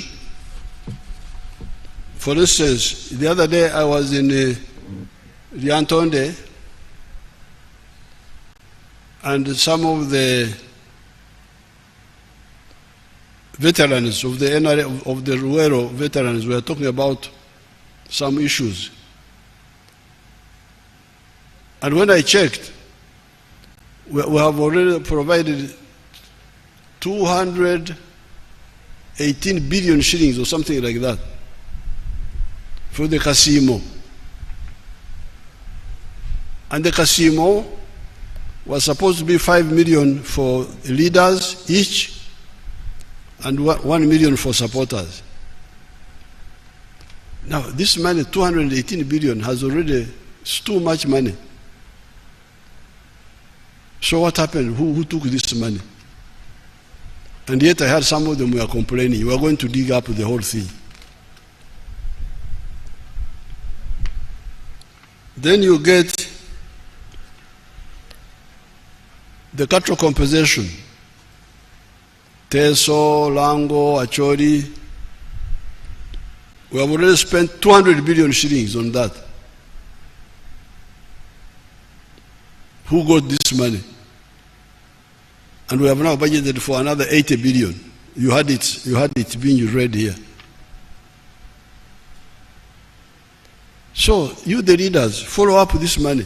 Of course, I will also follow up, now that I'm involved. Then you get things like the stadiums. Quite a bit of money has been sent to some of these stadiums. So the National Council of Sports needs to explain to us. I hear some money has gone for stadiums like Kachieka, like a number of them. To do that, to do this, some work. Others are going to be done massively, like Akibu and so on. So the Council of Sports should also explain, come and brief Mom about all this money.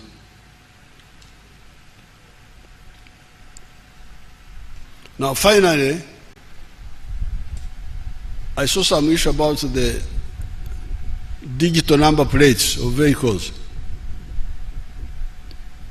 About fines. That people are being fined for, I don't know for what. But the issue about the number plates is not fines. It is anti-crime. I want my people to put on the TV a picture I saw in today's paper. Put that picture, if you have it.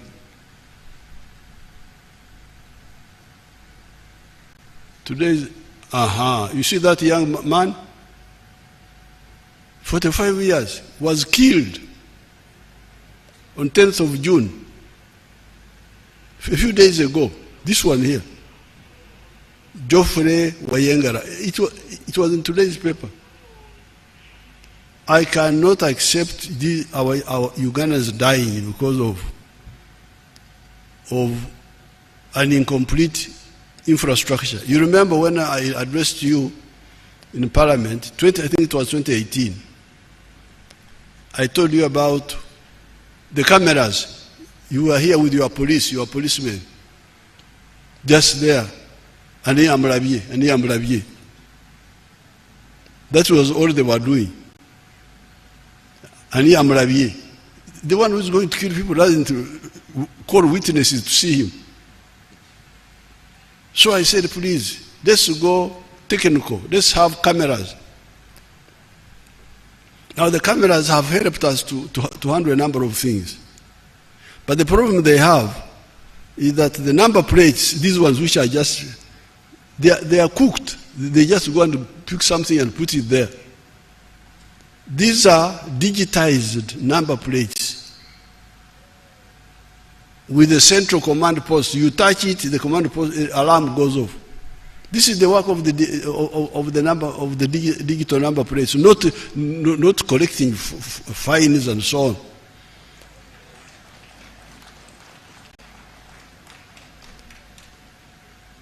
I think the confusion about fines could be because we didn't have money, and we told these people to do the number plates, maybe recover the money from those who make mistakes, fines. I don't know, I think that's where the confusion started. But the issue is about the number plate is digitized.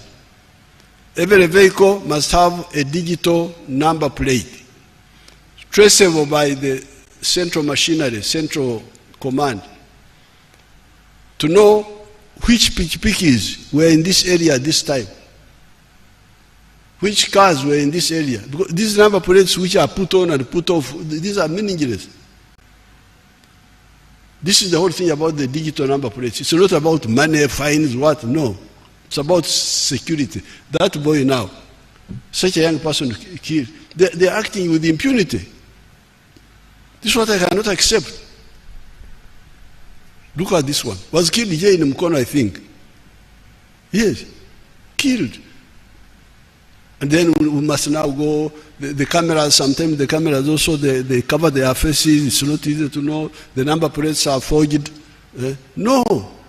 This is the purpose of the digital number plates. It's about security, not money, fines, what? Rubbish.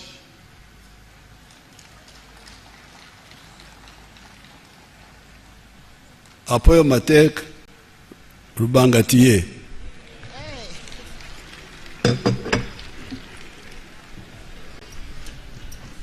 Thank you, Your Excellency, for the successful delivery of the budget and fulfilling your constitutional obligation. We reiterate our commitment as legislature to apply its mandate to the realization of the progressive intentions for the country and its citizens. Honorable members and all the invited guests, you have been invited for a cocktail. I didn't know I had a standing ovation, so I must bow.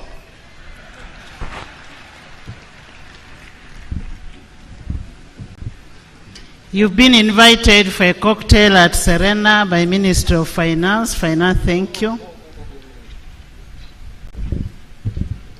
Now, on the issue of the federation, I brought that picture there. I want to give one to the speaker. Take it to her. I want to give another one to the leader of government, the vice president, if she's here as head of the government. Is she here? Give one to the vice president.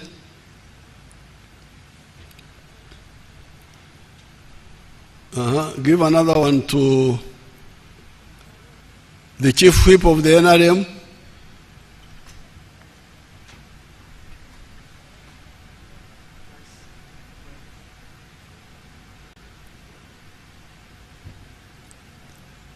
Give another one to the leader of the opposition. Have you heard of that person? Leader of the opposition. So that they can start talking about serious politics, not rubbish. Leader of opposition, where is he? Come and they give it to you. Come. That one there.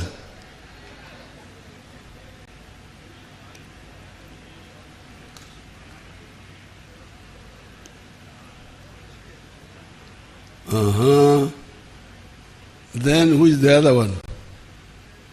Oh, the Dean of the Diplomat Corps.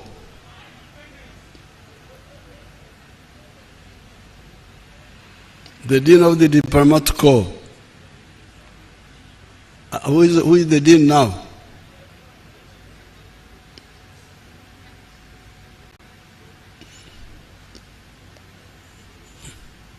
The Dean there, he's there.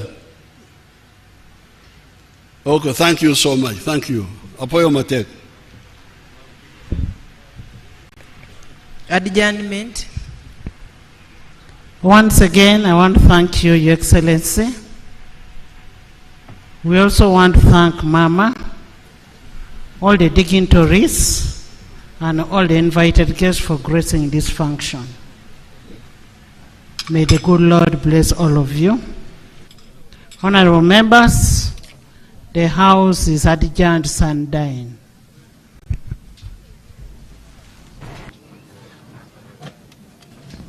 The anthems.